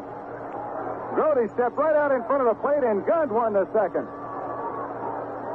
The tag was made. It looked to be made a little behind the bag, maybe, or on top of it. Let's see it as we look at it on a television replay here, Jim. Well, the way it looks for me, and we'll look at it again here, Monty, looks like the call might have gone the A's way, because there's the tag. We're looking at it awfully close. It looks like from this angle he got his right foot in. From the other angle, it looked like they had his left leg tagged before he got there. The important thing is he's there. And Joe Rudy's job now is to move him over. Here's the pitch. Rudy slants it to right field. Campaneris rounding second. He's coming in to score the tying run of the ball game. Joe Rudy shot one to the ground right by the first baseman, and Campaneris scores the tying run of the game with nobody down. Well, last year, Jim, in the World Series, there was a very important play at second base involving a Cincinnati Reds player. And all the replays showed that Campaneris missed the tag on him. The umpire called him out. They're going to be looking this replay over from different angles many times, trying to decide whether or not umpire Russ Getz at second base made the correct call on Campaneris, because it was a big one. Now here's Sal Bando. Nobody out. Eighth inning. Rudy on first. Bando's going to bunt, and it's foul off the first base line.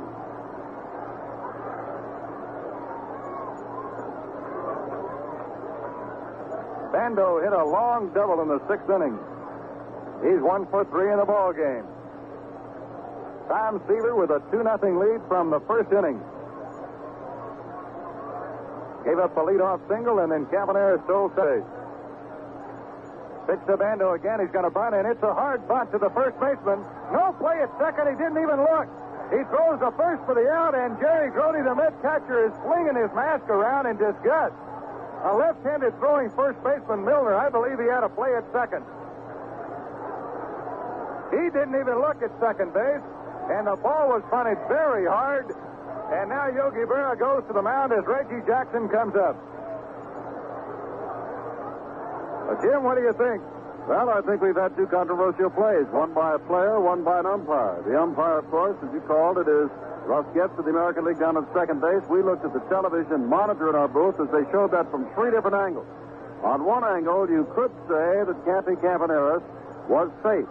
Now, in the American League, they're on the outfield side at second base, and that's the angle that showed that Campaneris could have been safe. Looking down from first base or from behind home plate, it looked like he was out. A close play. And then on the bunt fight, to Milner at first base, as Monty described, he could have had and might have had Rudy going into second base, but never looked that way. Simply threw on to beyond at first base, sacrifice complete. The go-ahead run with one out is on at second base here in the eighth. Tom Terrific is in trouble as Reggie Jackson, who has struck out 3 times, steps in. Seaver gets set. Here's the pitch to Jackson. High fly ball, left center field, not deep at all. Joe Rudy holds on at second as Don Hahn puts Reggie Jackson away. Seaver elected to pitch to Jackson. Yogi Berra went to the mound and obviously asked him, what do you think? First base is open. Should we pitch to him or not? He did, and he got him again. So he has handled Reggie Jackson 4 times tonight. Now here's Gene Tennis, who has struck out, walked, and doubled.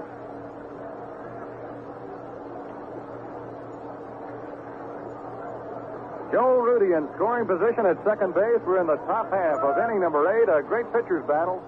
Tom Seaver against Jim Fish Hunter, who has gone. The pitch to Tennis. Curve, strike, gets caught.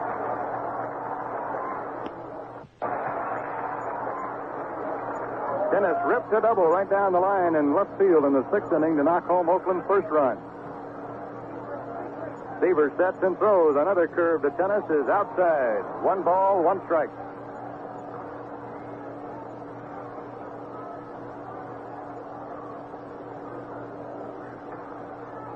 Seaver looks at Rudy, throws to the plate, curveball, swinging, strike 2, and he has thrown Gene Tennis 3 big breaking pitches in a row. Well, that last one was really a breaking ball that just snapped over that outside corner. Seaver grabs the ball. He's set. He throws. Swinging strike three. He poured it right by him. A great fastball by Seaver. His 12th strikeout of the ball game, and it leaves a go-ahead run at second base. So the score in the middle of the 8th inning is Oakland 2 and New York 2. Now, Tom Seaver was never in trouble at all, with the exception of a 2-out walk and infield single in the 4th inning until the 6th, when the Oakland A's went to work, and on a double by Bando and another by Tennis, made it 2-1. And then, of course, at the top of the 8th inning, Campaneris, the man they wanted off the base, got a single, stole second, and Joe Rudy drove him home. And it's 2-2, and Seaver has been reached. And now it is Knowles against Seaver, and in the last of the 8th, it's Hahn, Harrelson, and Seaver. And here's Monty. Hahn got a double in the 4th inning. Darrell Knowles' first pitch to Hahn is low and outside, ball 1. Now the Met crowd gets into the act as everybody predicted they would. And it's a great crowd here in New York tonight. Probably around 55,000. The pitch on the way. Bouncing ball to deep short. Campaneris has got it. His throw to first is there in time. A little bit on the inside of the bag, but Pat Burke took it. So 1 up, 1 down, and that brings up Bud Harrelson. He'll turn around at bat from the right side now. He's 1 for tonight. Shortstop Bud Harrelson, number 3.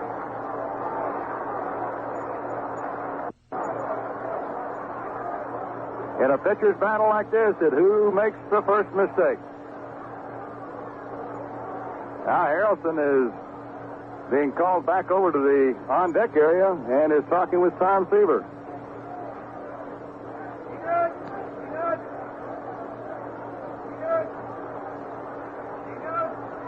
I don't know what that conversation could be, so you get on, I'll knock you in, you reckon?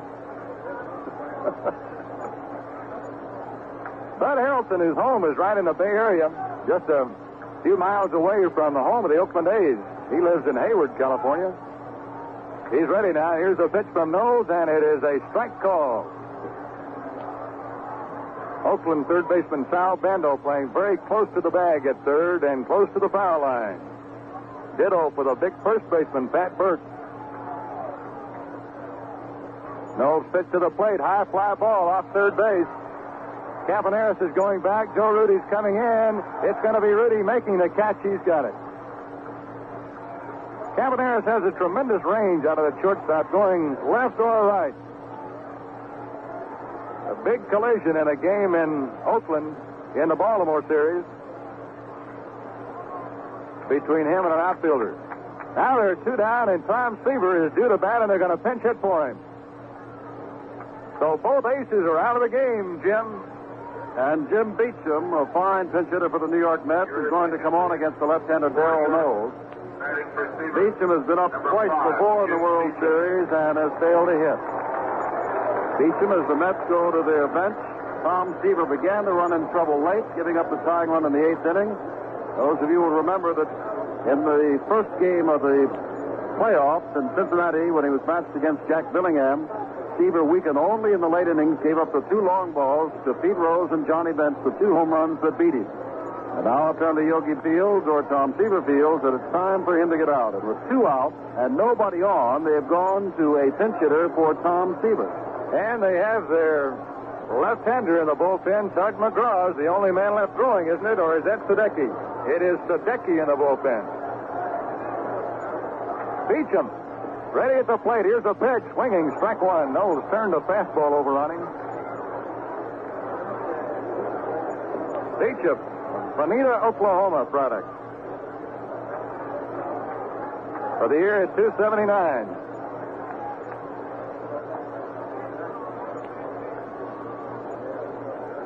Score is the New York Mets 2, the Oakland A's 2.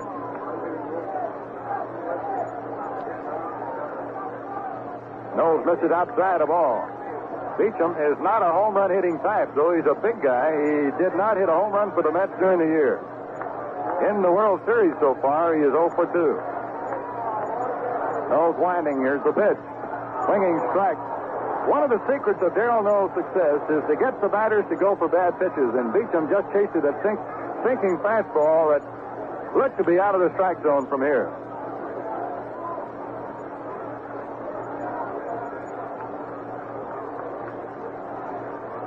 Nose to the plate again is up high this time. 2 balls, 2 strikes. The Oakland infield after the changes now has Bando at third, Campaneris at short, Kubiak at second, and Pat Burke is at first with Gene Tennis moving behind the plate. The A's have 3 men left on the bench, Canigliaro, Mangual, and Lewis. They're playing with only 23 men tonight. 2-2 pitch. High fly ball to left field. Joe Rudy's moving over. Lots of time and lots of room. He's got it. So we go to the top half of the 9th inning, and we may be in a 1-inning ball game now. It's the A's 2 and the Mets 2. Out 12 and walk 1. Number 33. Now, Tug McGraw, the man to whom you called about a month ago and said, listen, it is up to you to win or lose. Lieutenant and my job. McGraw is not coming on to pitch, but rather Ray Sadecki is coming on. Sadecki has been in 1 game, pitched an inning and 2/3, struck out 3, allowed no walks, and walked nobody. In 31 games this year, 10 of which were starts, he was 5-4 with an home run average of 3.38. Well, why not Tug McGraw? Well, McGraw went 6 innings in relief on Sunday afternoon, started the 7th, and they got to him in a hurry. And last night, as the New York Mets arrived from the West Coast, reporters asked McGraw how he felt. He said, I feel completely exhausted, but if they want me to go, I will go tonight. McGraw, a short man, is not being called on to come on to the 9th inning here to face Davalillo, Burke, and Kubiak. He is a left-hander, as is, of course, McGraw. And it has been the impetus lately, the momentum of the Oakland A's, who are down 2-0 since the very first of the New York Mets, but have now tied it up in the 8th, and now they go to the 9th. And, of course, the A's know they would love to get ahead in the 9th, because when you get to the last of the inning here in New York, any Mets run can be the end of the ball game and the end of World Series Game 3. Davalillo to lead it off against Sadecki, left-handed to left-handed. Here's Bonnie. And the streak continues in World Series play. No pitcher pitched a complete game in the series last year, and nobody has yet this year. Here's Vic Davalillo, who's hit very little against left-hand pitching this year. Ray Sadecki throws sidearm and misses outside, ball 1. Davalillo pulls off that plate. He bails out, as you call it. Runs down that line, and it's a tough little out. Gives the pitcher a tough strike zone because he's moving.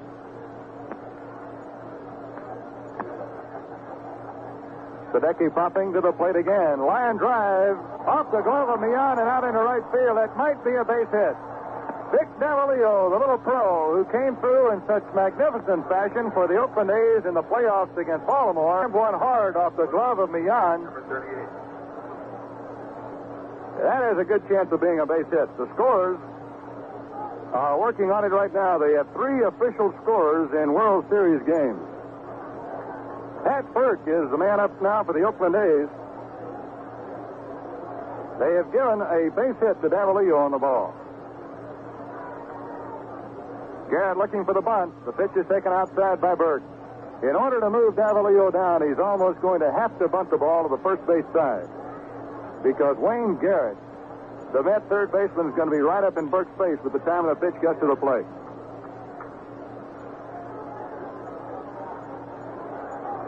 Davalillo off first. Here's the pitch. Burke bunts it foul off the first base line.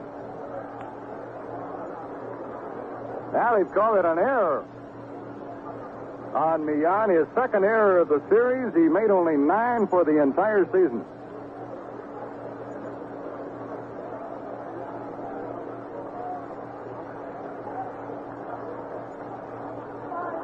Pat Burke at the plate with a count of 1 ball and 1 strike. Ray Sadecki set. Here's the pitch. Burke takes outside. That Grody comes out of that catcher's box like a sprinter off the starting block. Ray Sadecki has been with the Mets since 1970. He was also with the Giants a long time. He was with the St. Louis Cardinals originally, and there a long time. 2-1 pitch. Bunted hard. Between the mound and first base. Nobody's covering first. Pat Burke has got an infield base hit. Pat Burke, a heavyweight first baseman for the A's, bunted the ball perfectly in the crack. He got it past the mound. He had the first baseman, Milner, coming in for it. The second baseman, Millan, going over to cover, and he went right in the middle of them, and now Oakland will have a pinch runner. Alan Lewis will go in to run for Pat Burke at first base. 2 on and nobody done. And Harry Parker and Tug McGraw are at it in the Mets bullpen. As Ted Kubiak, one of the fine utility infielders in the American League, comes to the plate. He's a switch hitter. He'll be batting right-handed here. But, Jim, I haven't seen the Mets that much. Do they pull any kind of trick plays on coverage or anything like that? No, the New York Mets play things pretty straight. They wait for the big inning offensively. On defense, they seldom do that, but Yogi Berra's going to come out. The one thing I noticed, Monty, and we can check after the game, but it was just an observation.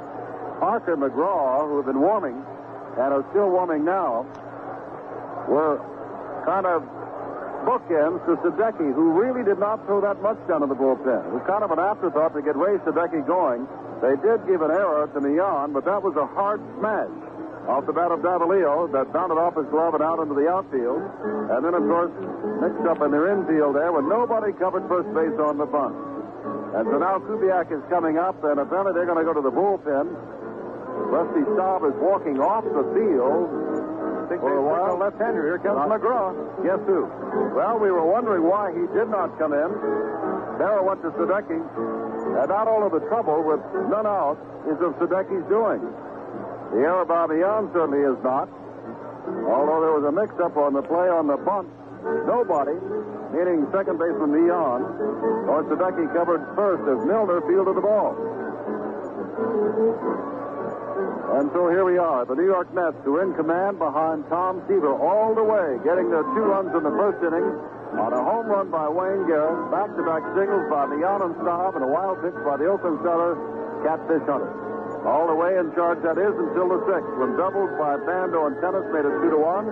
And then the 8th, when Campaneris singled, stole second, and the close play was driven home by Rudy to make it 2-2. They decided in the last of the 8th with 2 out and none on to bat for Tom Seaver. They brought on Sadecki. 2 men have gone up. 1 on an error, 1 on a none out. The fans go wild for Tug McGraw. Now, Joe Rudy has set a series record of 7 put-ups for a left field in the 9-inning game, which, of course, will just be a bit of trivia, because the fact remains the game can be won or lost right here in the 9th inning.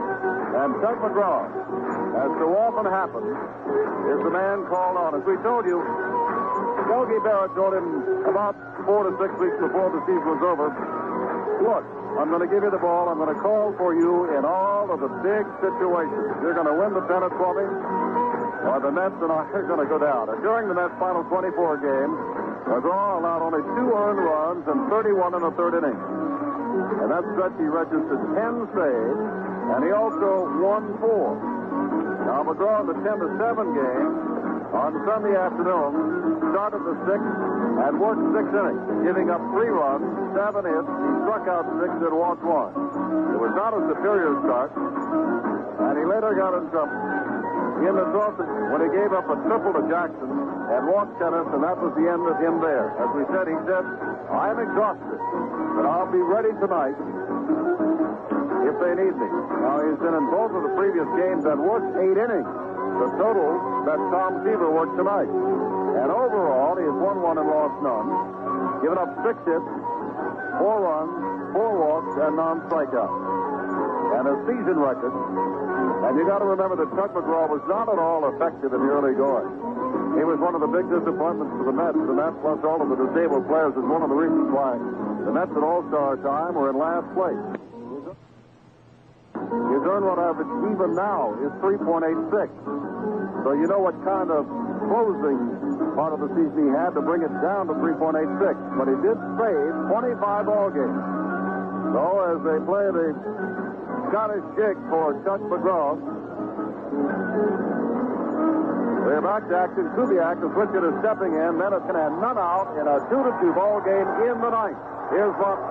All right, the Met first baseman, Milner, is going to be playing very shallow. The third baseman, Garrett, is shallow. The shortstop, Harrelson, playing right on top of the bag at second. Nobody's at short at all. The pitch to Kubiak, bunted out and fouled off. McGraw gets off that mound in a hurry. It's going to be his job to cover the third baseline here in order for Kubiak to move Davalillo up. He's going to have to bunt it hard enough that the third baseman, Garrett, fields the ball. He's going to have to get it past the pitcher because Davalillo is really being held. There's nobody at shortstop at all. Harrelson is playing right on the bag at second. McGraw gets set. One strike pitch to Kubiak, taken inside a ball. 1 ball and 1 strike to count. This is where the skill really comes in. You've got to be very skillful to be able to bunt a ball through this kind of defense. The A's 2 runs on 8 hits. The Mets 2 runs on 7 hits. We're in the top of the ninth. Nobody out. 2 runners on. McGraw gets set. Here's the pitch to the plate. Bunted, foul, strike 2. Kubiak has gotten 2 slow curveballs to bunt and bunted both of them foul. Now let's see if Harrelson loosens up a bit at shortstop. With 2 strikes on the batter, Ted Kubiak. Angel Mangual is already out on deck to pinch hit for Darrell Noel. McGraw out of the bullpen for the 3rd time in 3 games. Throws to the plate. Kubiak takes high a ball. He was going to bunt again.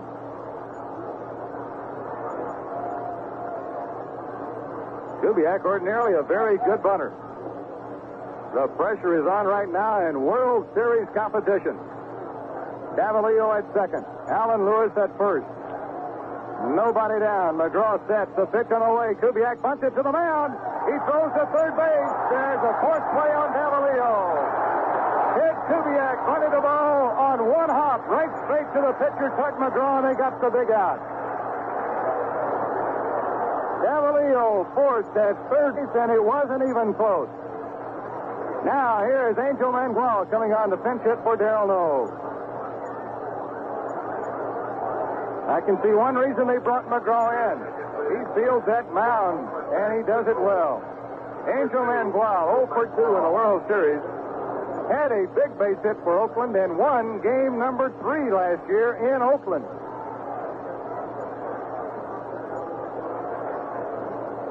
It was either the last of the 9th or the last of the 10th inning last year when he won that game, but it was a very dramatic base hit. And now here he is in the top of the 9th, 1 out, 2 runners on. He's batting for Darrell Noel with Alan Lewis at second, Ted Kubiak at first.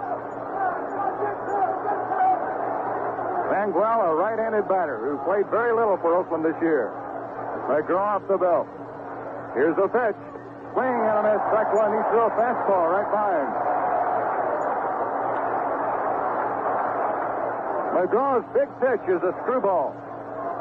But he started Mangual off with a hummer.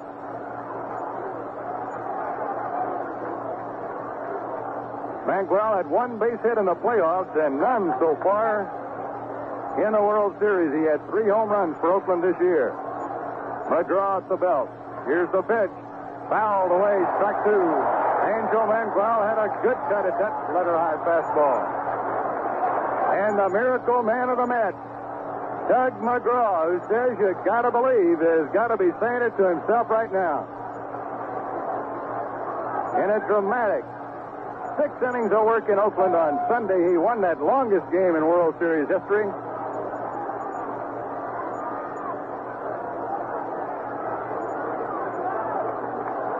Now Mangual behind in the count 0-2. Gets ready at the plate. McGraw takes his foot off the rubber and looks Alan Lewis back in at second base. Tied up 2-2. Oakland and New York.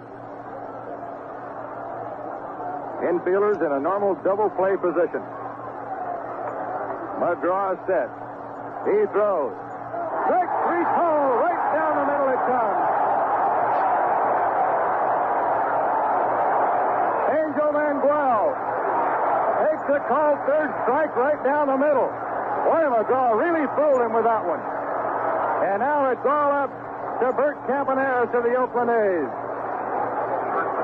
The A's got a break, 2 of them in a row to start this 9th inning. But the inability to bunt and move a man up has really put the pressure on. Now McGraw strikes out Mangual, and here is Bert Campaneris, who's had 2 hits in this game already.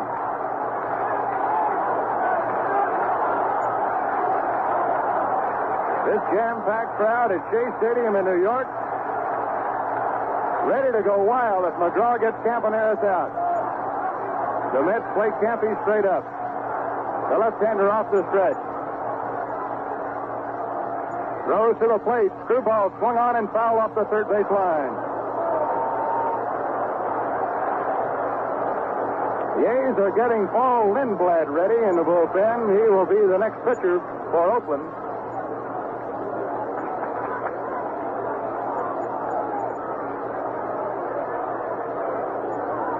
McGraw in relief of Sadecki, who spelled Tom Seaver. Campy Campaneris, tough little clutch ball player, digs in at the plate. McGraw to the plate. Low with a fastball. It's 1-1. He is not overpowering, but he can throw the fastball by you. Now he's set to work again. He delivers. Screwball swung on and missed. Strike two. Doug McGraw ahead of Bert Campaneris with a go-ahead run in scoring position at second base. A Met miracle worker at work in the middle of the diamond with 55,000 fans screaming, here comes the pitch. It almost hit him. A fastball backed him off the plate. It's 2-2.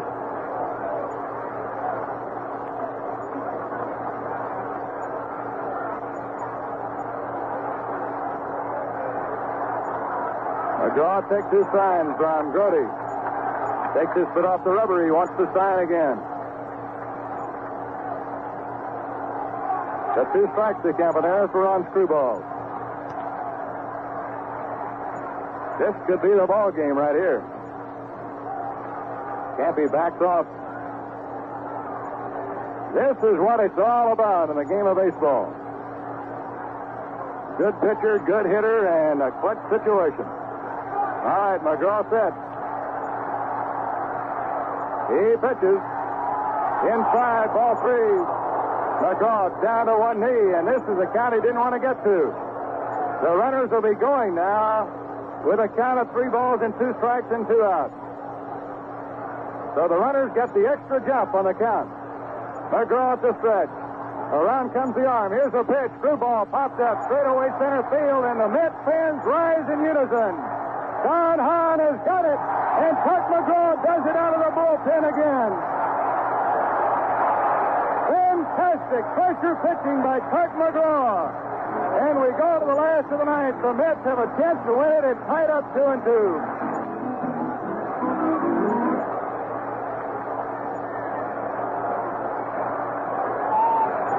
Jim pitched with Baltimore, Paul Lindblad, who pitched the 3-batters Sunday. 2 got on Mike Andrews' error. He is not with the ball club anymore. The A's are playing with only 23 men. He retired one of theirs on the mound now.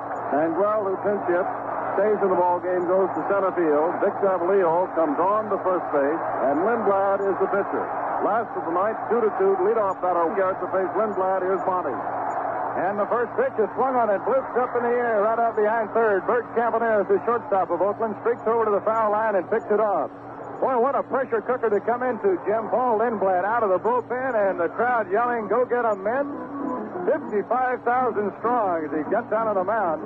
And this is one of the toughest situations for a pitcher. He comes into a game with a chance to be a losing pitcher, never having had a chance to have been a winner. But he got the first batter in Garrett. Here is Felix Millan.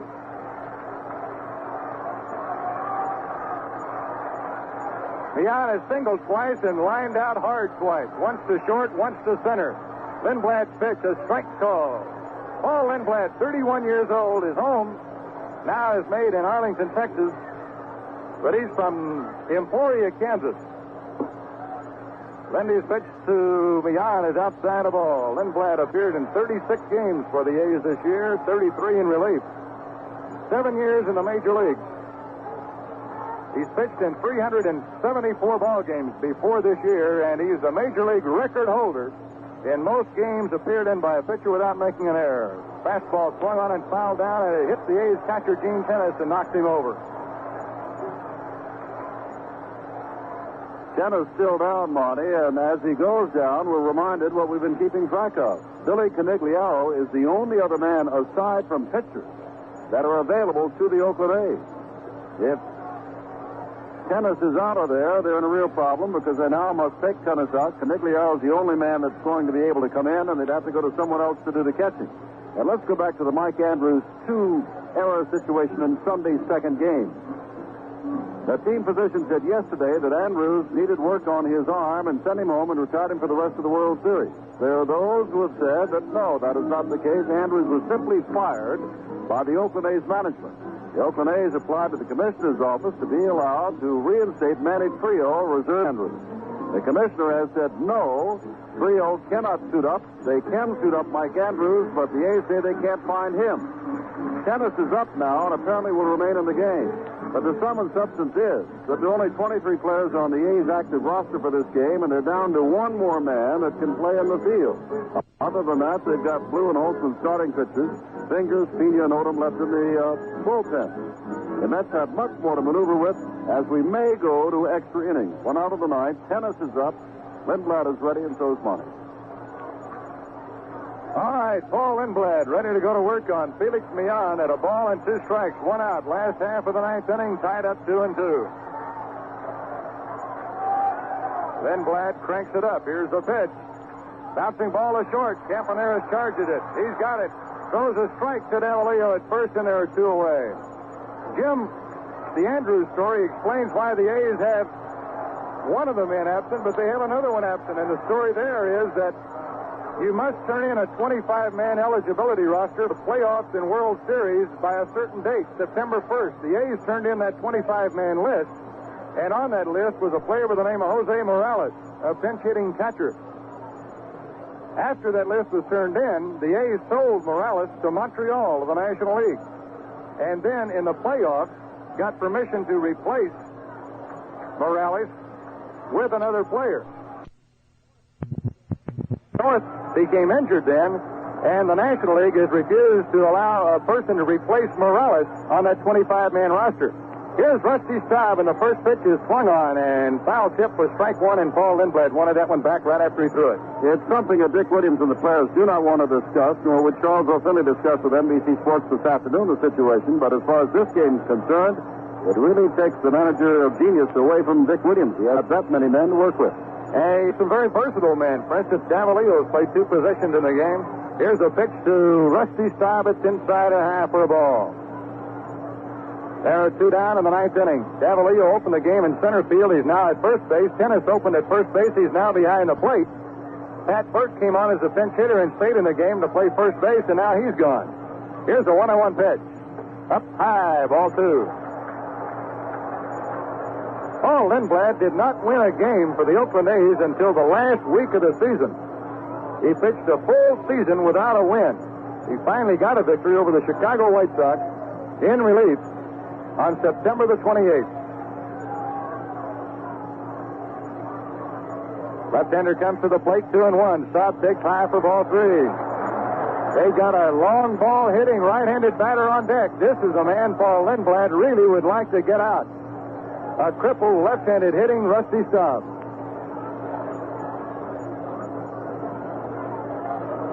And here's a 3-1 pitch. Strike call. It's 3-2. Lindblad's basic pitches, a fastball and a slider. And once in a while, he'll throw a changeup, which he developed this year. Raleigh Fingers, the ace of the Oakland bullpen, is up now throwing. You don't suppose McGraw and Fingers could appear in 7 games out of 7 if this thing goes all the way. McGraw's already been in 3 out of 3. 3-2 pitch to Staub. Popped up behind the plate, but it's near the stand. Tennis is chasing it over there. It's going to land in the feet. Staub is still alive. And Lindblad still has to throw another strike. Leon Jones on deck. Boy, what a pressure pitching job that McGraw put on in the 9th inning. He got Ted Kubiak. The bunt back to him with runners at first and second and nobody down. They got fourth play at third. Then Manguel took a call third strike on a surprise fastball. Here's a 3-2. Line drive, left center field, hit well. Joe Rudy's not going to get to this one. It's going to go to the fence. It takes one hop and goes over the wall, and Rusty Staub has got a ground rule double. A base hit now, and the New York Mets could win it. You begin to wonder now and look for Dick Williams to come out. Raleigh Fingers is warming up. Lindblad left-hander. Cleon Jones, two upper right-handed. Hitter. First, they could put Jones on, since only one run is all that matters, and then go to the left-hander, John Milner, who is due up next. Which could, of course, force Yogi to go to his right-handed hitters, and he's got some, including Willie Mays. They're going to put him on. They are going to walk Cleon Jones and play the percentages. So it's going to be up to John Milner. He's up with a chance with a man in scoring position in the ninth inning. Rusty Staub fought Paul Lindblad off until he got the count at 3-2. Fouled off one right straight up in the air. Then Lindblad got a high fastball in there, and Rusty rode it to the wall in left center field. It took one hop and went over the fence. You just wonder. Here comes Milner up. You just wondered whether or not they might go for lightning twice within the couple of games of the World Series. Willie Mays, but Milner's going to be allowed to bat. Lindblad traditionally has had as much, if not more, trouble getting left-handers out than he has right-handers. And sort of a unique twist. Dick Williams is calling the plate umpire, Jerry Neudecker, over to the dugout.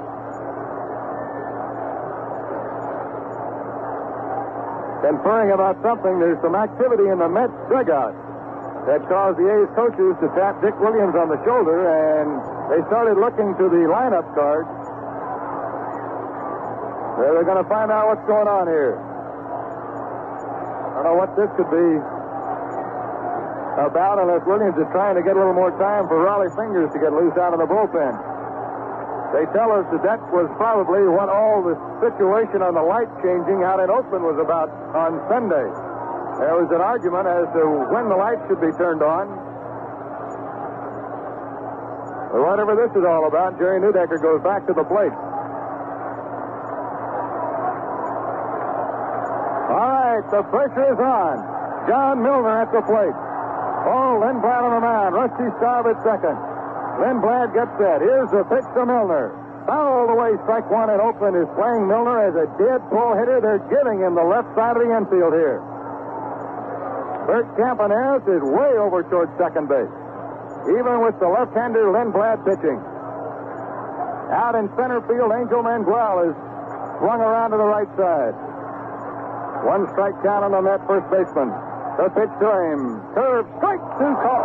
Lindblad threw that one right at his shoulder, and it dived down through the strike zone knee high. It's no balls, two strikes. The A's 2, the Mets 2. Last half of the ninth inning, game 3 of the 1973 World Series, and it's all on the line right here. Here's the pitch. Long drive, right field. It's over Reggie Jackson's head. He reaches up. He's got it. On a no-ball, two-strike pitch, Paul Lindblad grooved one to the left-hander hitting John Milner. And he struck that ball hard to right. Jackson went on the run and picked it off. We've got extra innings in game 3. And the score is the Oakland A's 2, the New York Mets 2. World Series that is captivating the nation in record numbers. We are going into the 10th inning with Tug McGraw against the top of the Oakland A's batting order, just beyond Campaneris. So far in the game, here's what happened in scoring. The Mets' Wayne Garrett started the game with a home run off Catfish Hunter. Beyond got on with a single, and they got him around. He scored on a wild pitch, and that's the last scoring for the Mets. Catfish Hunter went 6 innings, no 2. Oakland got their first run off Tom Seaver in the 6th on a double by Bando and a following double by Tennis. They tied the game in the 8th inning on a single, a stolen base by Campaneris, and a single by Rudy. Here we go to the 10th inning, and Tug McGraw against Joe Rudy, and once again, Jim Simpson. All right, Monty. Rudy is 2 for 4, plus sending Hahn deep, almost 400 feet away to haul in his long drive back in the 6th inning. Rudy has driven in the run of this game. Leads it off against Tug McGraw, grounds it foul up the third base line. This is the first time that there have been 2 extra inning games of the same series since 1958. But the Milwaukee Braves and Yankees played a couple of 10-inning games. And it's the first time there have been successive extra inning games in a World Series since 1933, since the Yankees beat Washington. Yes, sir, it's been 40 years since Washington, which no longer has baseball, was in a World Series. One strike to count to Rudy in a 2-2 ball game in the 10th. Breaking ball, misses ball one. 1 ball, 1 strike to Rudy with Sal Bando on deck. Well, it is another one of those games.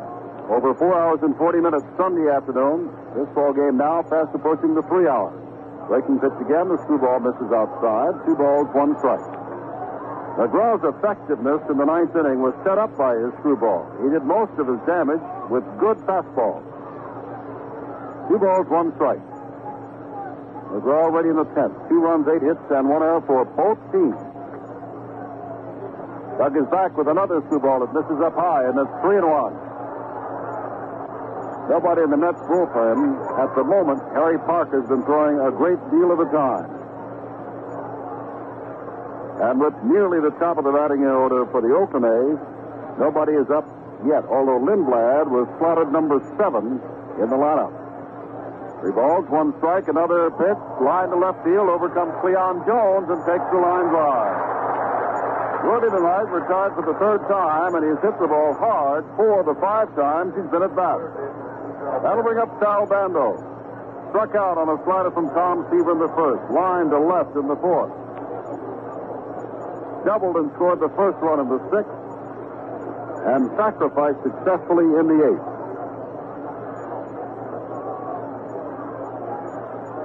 Doug McGraw, the left-hander, throws him a screwball. Swinging strike. Strike 1. Out on deck is Reggie Jackson, who hasn't had it that good. 3 strikeouts and a short fly to center field with men on base. Back again, long drive down into the corner, along the left field line. Over goes Jones.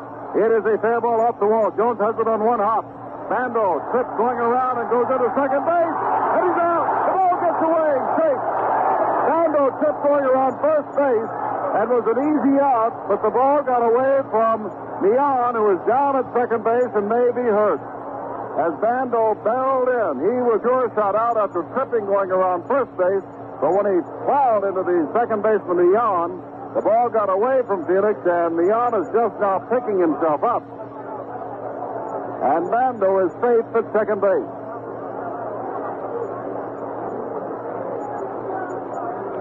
Bando may be hurt, too. He's limping around a little bit, Jim.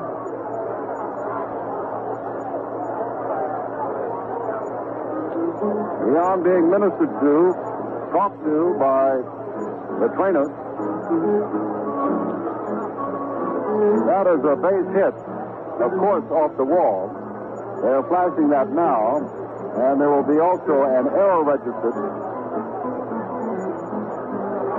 against, I would assume, Mian, although there it is, Mian at second base for dropping the ball when Bando hit it. Well, Mian. Can you believe this? 9 errors throughout a regular season. This is his 3rd error, and we're in the 3rd game of the World Series. One of his errors on Saturday afternoon allowed Matlock to go down with 2 unearned runs in a 2-1 ball game. And now his error here has put the go-ahead run in a 2-2 ball game on at second base with Reggie Jackson. Always dangerous, but as we said, not effective tonight, due up.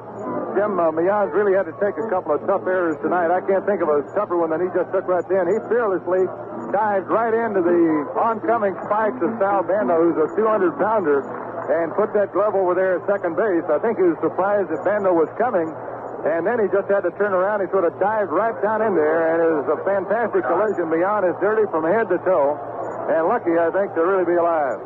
Here is Reggie Jackson. Struck out 3 times against Tom Seaver before flying to short center field with a man in scoring position in the 8th inning. Jackson, the left-hander, had 4 hits Sunday. Ground high hopper to Mian, who takes it on the second hop, goes on to first base. As over to third base goes Bando. Jackson retired again, swinging on the first pitch as he did in the 8th, and he flied to short center. And that'll bring it up to Gene Kenneth, who was 1 for 3 plus a walk. His double drove in Bando in the 6th inning. And Tennis in the top half of this inning, I should say in the lower half of the 9th inning, really was hit on a swinging foul and went to the dirt, and the son questioned whether or not he would return. Yogi's going to let McGraw make a decision here, probably whether to pitch to Tennis, the right-hand batter, or Davalillo, a left-hander. Well, the decisions are made, Monty, because Barrow's coming back. Brody starts back and now returns to McGraw as Harrelson goes out to shortstop. They've got 2 out in the Oakland 10th. And it's 2-2.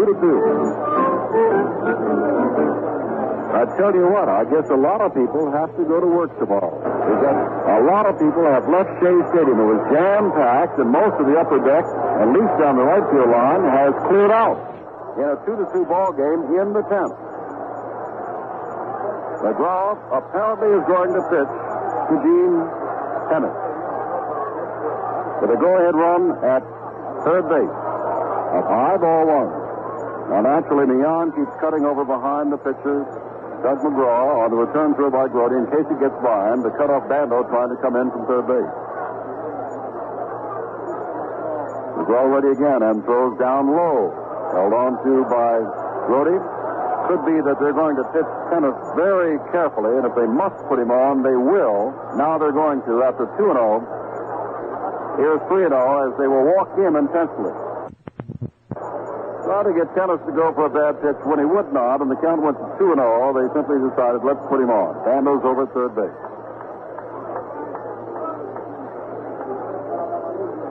And that'll bring up Davalillo, who is 1 for 4, and he reached on an error.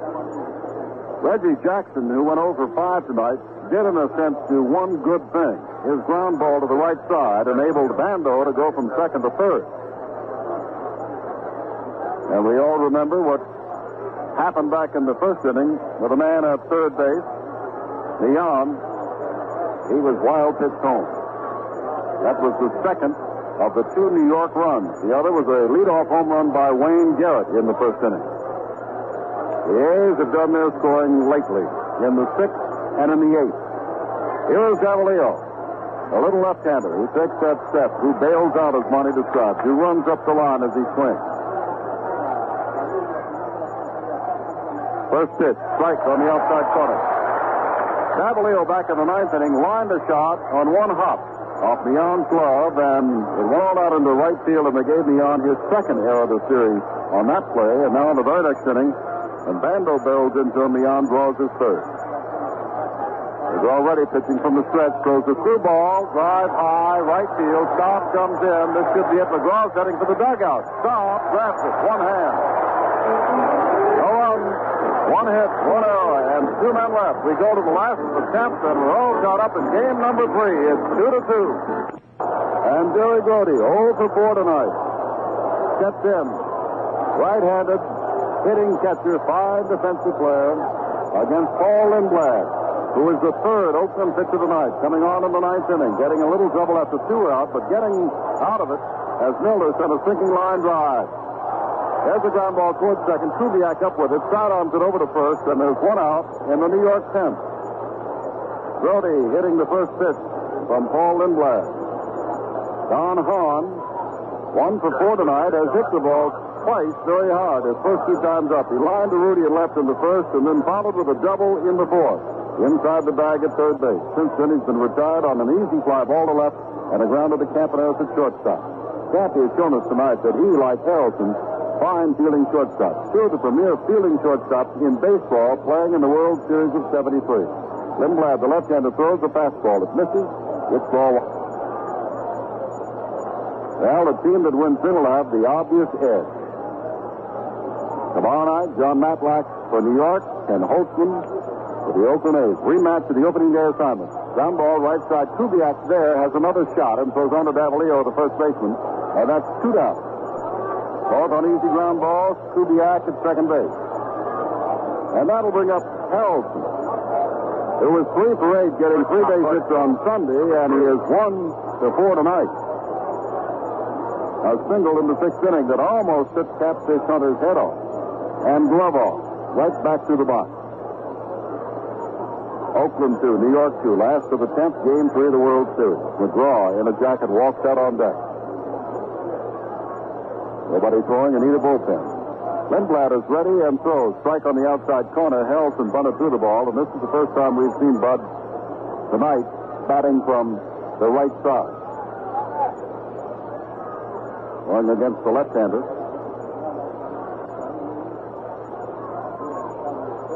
Check that. This is the second time. Knowles also had him swing around to the right side of the plate. One of the switch hitters in the ball game. Kubiak, who's retired 2-man here in the 10th, is another one. 1 ball, 1 strike to Harrelson. Crowd gets very quiet now with 2 out in the last of the 10th. That pitch is down low. It's 2-1. Eddie Yost, the coach over at third base, claps it up for Bud Harrelson.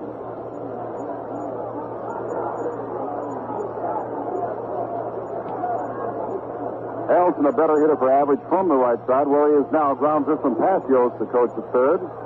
Foul, and it's 2-2. Well, Tennis started at first base, then Burke. Now Davalillo is there. Green started at second base. Kubiak is there now.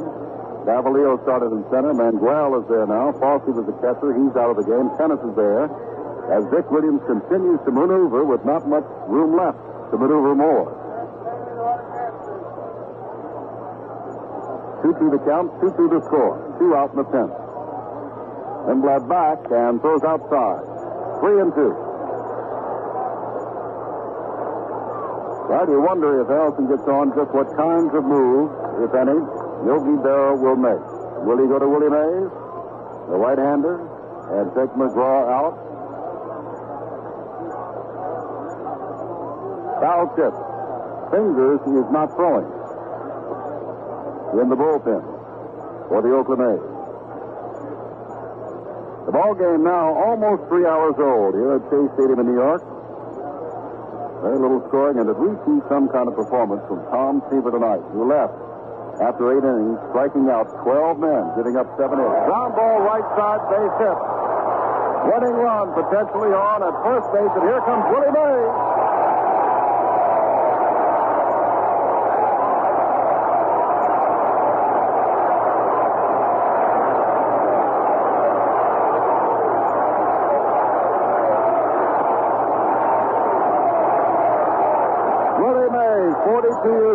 Started as a rookie in 1951 and with the New York Giants went all the way to the World Series.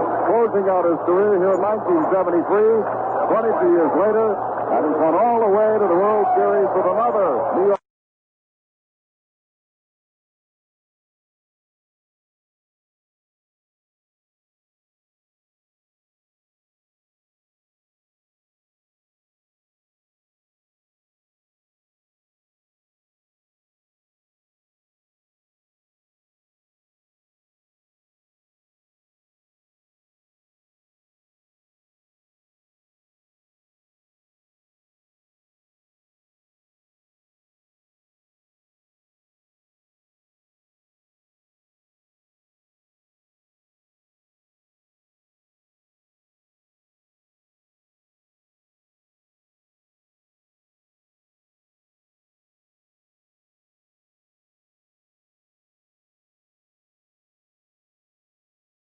Stadium in New York, and now we're going to the 11th inning. Yet another pitcher, Harry Parker. Seaver started. Sadecki came on and pitched to a couple of batters in the 9th inning before Chuck McGraw came on, and he was batted for by Willie Mays. And now Parker, a right-hander who has been in one game, pitched an inning, gave up 1 hit and no run, is on for his second World Series appearance. Let's pause as he warms up 30 seconds for station identification. Terry Parker, and here is Monty Moore. Harry Parker won 8 games and lost 4 for the Mets this year with an ERA of 3.34. Paul Lindblad, left-hand batter, ready. Here's a pitch to him, and it's outside ball 1. Lindblad is one of the best all-around athletes on the Oakland A's staff. He's an outstanding diver. He was a former national javelin throwing champion. Good hitter among the pitchers. Pitches low for ball 2. It's 2 balls and no strikes. Dick Williams going with Paul Lindblad as the leadoff batter here in the 11th inning. Ted Kubiak and Angel Mangual will follow. 2-0 pitch. Strike call. Lindy taking all the way. Oakland has only 1 man left on the bench, Billy Canigliaro. He was swinging a bat for a while, but Dick Williams elected to go with Lindblad. And the pitch is swung on and missed. Strike 2. It's 2 balls, 2 strikes. So this is the fourth net picture of the ball game. Seaver started, Sadecki and McGraw worked. The pitch to Lindblad, fouled out of play down the left field line. It's still 2-2.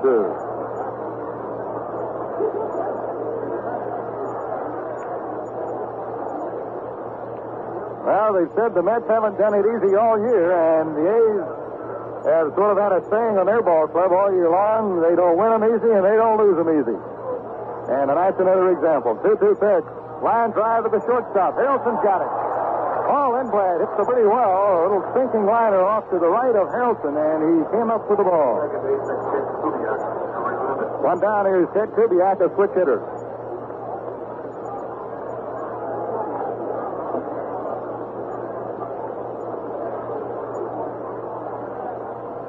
Dick Williams has used 4 pinch hitters in the game. Here's the pitch to Kubiak, and it's inside for ball 1. Pat Burke, Jesus Salou, Darren Johnson, and Angel Mangual have all come up as pinch hitters. Yogi Bears used 2, Beecham and Mays. There's ball 2 to Kubiak. 2 balls and no strikes. Both the Mets and the A's had runners in scoring position in the 9th inning and couldn't get them across, and both teams had a man on in the 10th inning. Oakland had 2 on. Pitch is high, ball 3 to Kubiak. Harry Parker's been up in that bullpen quite a few times tonight. Coming into a game like this, he's got to be a little bit nervous. 3-0 pitch. Ball 4, Kubiak is on.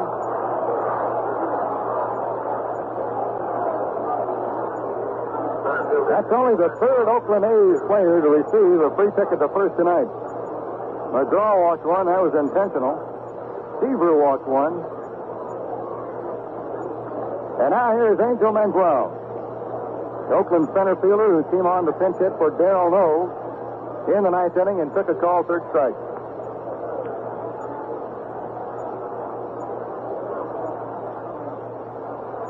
Bert Campaneris is on deck. That's about halfway looking for a bunt. Garrett's playing very shallow at third. Here's a pitch. Curve. Strike. Ball. Mangual fell off that plate. Ball turned a corner and went right down through the strike zone. It's no balls, 1 strike. Mangual is liable to hit the ball anywhere. The Mets claim to hit it to right center. He has good power. He hasn't played much for Oakland this year. He ended up being the number 3 center fielder.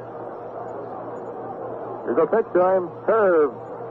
Strike 2 called. And Mangual has not swung the bat in the last 3 pitches thrown to him for the called 3rd strike in the 9th inning. And now the first 2 thrown by Parker here are curveballs, and he's looked at both of them.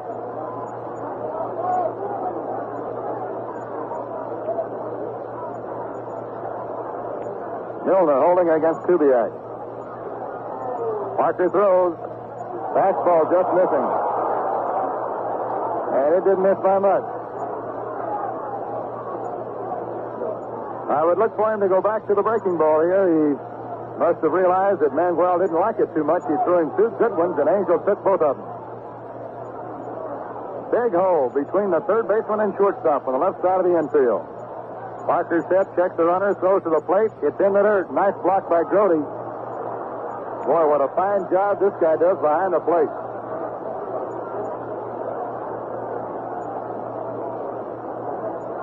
One of the great pleasures of working a World Series is being able to see the players from the other league that you only hear about during the season.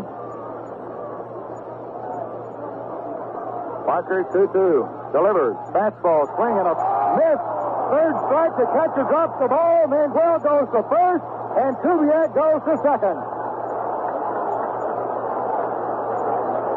Parker struck out Mangual, and Grody, whom we've just been talking about his defense, didn't handle the 3rd strike.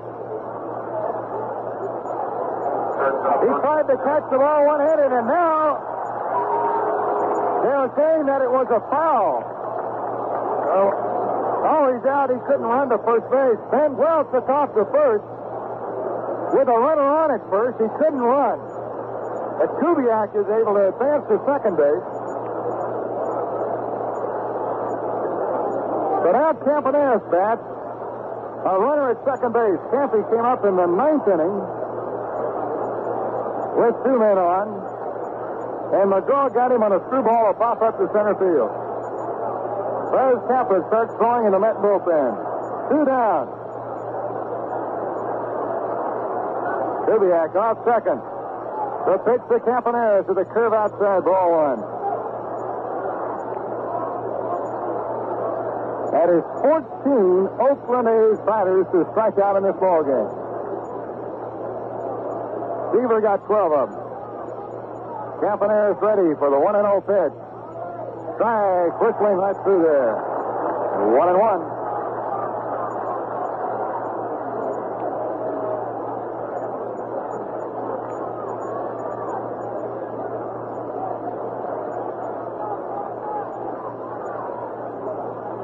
Ted Kubiak away from second and 2 down. Parker throws. Curveball swung on and missed, strike 2.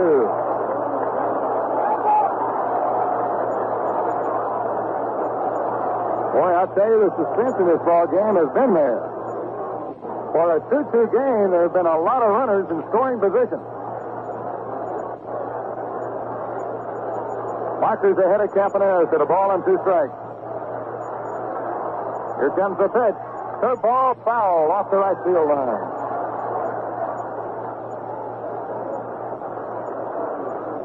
Stone, a left-hander, has joined the right-hander out of the bullpen, Buzz Capra. The game is on the field right now where Harry Parker's got it all to himself. 1 ball, 2 strikes on Bert Campaneris with Ted Kubiak a base hit away from coming in with a tie-breaking run.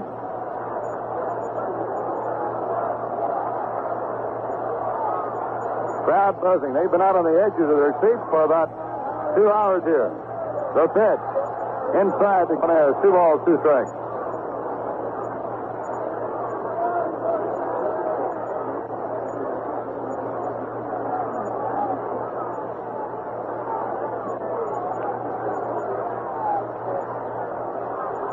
Now Parker ready again. Here's a pitch. Line drive, left center field, base hit. Ted Kubiak rounding third. He's coming home. Here comes the throw, and Campaneris goes all the way to second, and they cut it off and throw it to second to get him, but the run does score. Garrett cut the ball off at the pitcher's mound and threw to second to get Campaneris, but his base hit did score Ted Kubiak before they got him.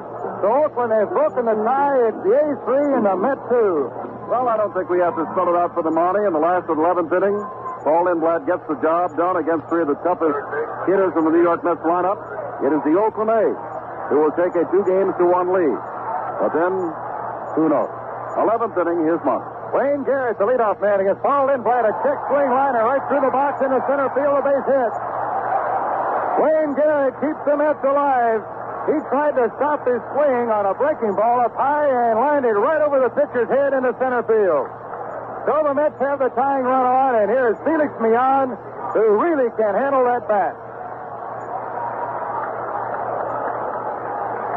So Wayne Garrett, who has been tough on Oakland the entire series, has opened up a door in inning number 11.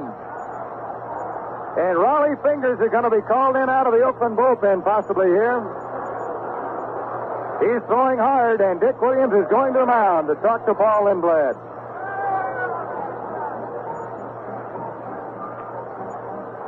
I'm sorry, Marty. While he's out there talking, we'll remind you again that we are now in the 11th inning of a ball game that's about 3 hours and 10 minutes old. And a ball game that started out with an absolutely capacity house. So that means many more than 50,000 here at Shea Stadium in New York.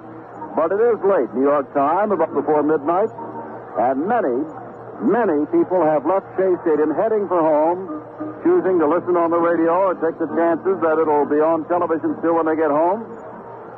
Raleigh Fingers being called in the 11th inning after the Oakland A's came on to tie it up. In the 8th inning, they went until the 11th inning when the Oakland A's went ahead by the score of 3-1 on the run-scoring single by Bert Campaneris. His 3rd hit of the night. Campaneris has been something else. As a matter of fact, his 2nd hit of the night. After that, he stole second and came home with a tying run on Rudy's base hit in the 8th inning. Now in the 11th inning, he started everything by driving in the go-ahead run, Ted Kubiak. But now, in the last of the 11th inning, Garrett, as described by Monty, just simply tried to check a swing against a breaking pitch that was well out of the strike zone. He didn't go all the way around, but he checked it and lined it right over the head of Paul Lindblad and into center field. Now, beyond, as we said, seldom strikeouts. He is a good man, maybe up there to bunt, maybe up there on the run. But I would imagine at home, Monty Moore, even in the World Series, when you are the home team, you want to make sure you tie it up before you try to win it. And so the odds are that Mian is up there to do one thing, and that is to bunt. Raleigh Fingers, like Tug McGraw, has seen more than his share of duty here in the World Series. Fingers, well, this is the third game, and it's the third game for Raleigh. As you know, Matt Black, or rather McGraw, had pitched 8 innings in 2 games and came on and pitched tonight. He has won 1 and lost none. Fingers is 0-1 in 2 games and pitched 6 innings. And Fingers, who's very effective and has been, Monty, has not been effective that much here in the World Series. In 6 innings, he is ballooned to a 6 earned run average.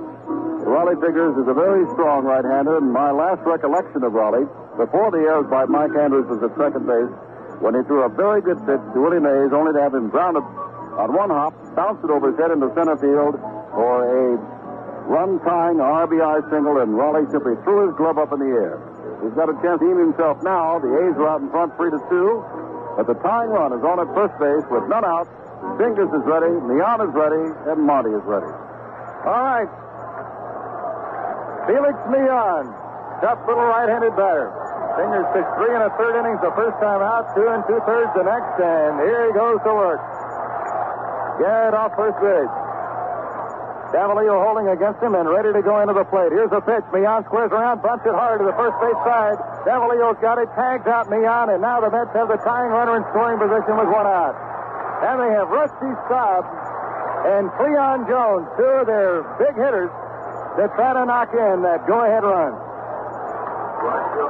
Mian, a good bunt, moves Garrett in. And here comes Wes Stockout to talk to Raleigh Fingers now. Rusty Staub's had 2 hits in this game. One a bouncer through the left side of the infield, the other a double to left center field that took 1 hop and bounced over the fence for a ground rule double. So the Mets are a hit away from tying the ball game. A pass ball by usually very reliable Jerry Grote allowed Ted Kubiak to get into scoring position in the top of the 11th inning after Mangual struck out. And then Campaneris knocked him in. Now the Mets get a break on a check swing single, and the Sacrificers move their man up, and here's Rusty Staub. Fingers comes to the plate. Hard stuff in there. Called strike. The A's outfielders poised and ready to throw if they get that ball. Rudy in left, Mangual in center, Jackson in right. They all have strong arms. Here's the pitch to Staub. Popped up, center field. Angel Mangual is back under the ball. He makes the catch, and there are 2 down. Now Cleon Jones comes up. Jones, the hottest hitter for the Mets during their stretch to the pennant in the night, has in this ball game gone 0 for 4 with a walk. And the big hitters in this game, Jackson and Jones, have been stopped completely tonight, Jim. Well, there's signs everywhere, Monty, that say you gotta believe. But obviously hundreds and thousands of Met fans do not believe. The tying run is down there at second base, and Cleon Jones, we have described as quite a hitter. Although he's hitless tonight, but he came in as the top man in base hits in the World Series with 5. All he has to do is get 1, and we got a 3-3 ball game. But some of the you-gotta-believers don't believe and are heading for the exit. Wayne Garrett off second. Raleigh Fingers set. Here's the pitch. Fastball outside. It's 1-0. The A's play Jones straight away. Reggie Jackson doing some knee bends out in right field. Vic Davalillo very close to the first base foul line, and he is the A's first baseman. He's the only man really overshifted for Jones. Fingers pitch. Strike on the outside corner. A hard sinking fastball. Fingers has one of the biggest breaking sliders of all pitchers at ball. But he came out of that bullpen and has thrown nothing but smoke so far.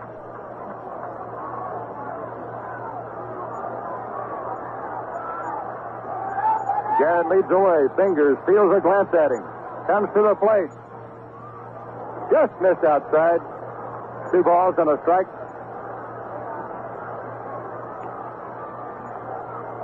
Leon Jones, one of the Mets, who was on the 1969 World Championship team for New York. He cocks the bat, fingers ready. Here's the pitch. Fastball swung on late and fouled up into the crowd right over the top of the Met dugout. So Fingers now goes to a 2-ball, 2-strike count. Oakland leading 3-2. Last half of inning number 11, Game 3 of the World Series. The game started a long time ago by 2 great right-handers, Catfish Hunter and Tom Seaver. They're both gone and no longer a part of it. Fingers set. On comes the arm. Here's the pitch. Bouncing ball to shortstop. Campaneris has got it. He throws to first. The A's win game number 3 on a sensational relief job by Raleigh Fingers. The final score of the ball game as Oakland takes a 2-1 edge in the game, 3-2.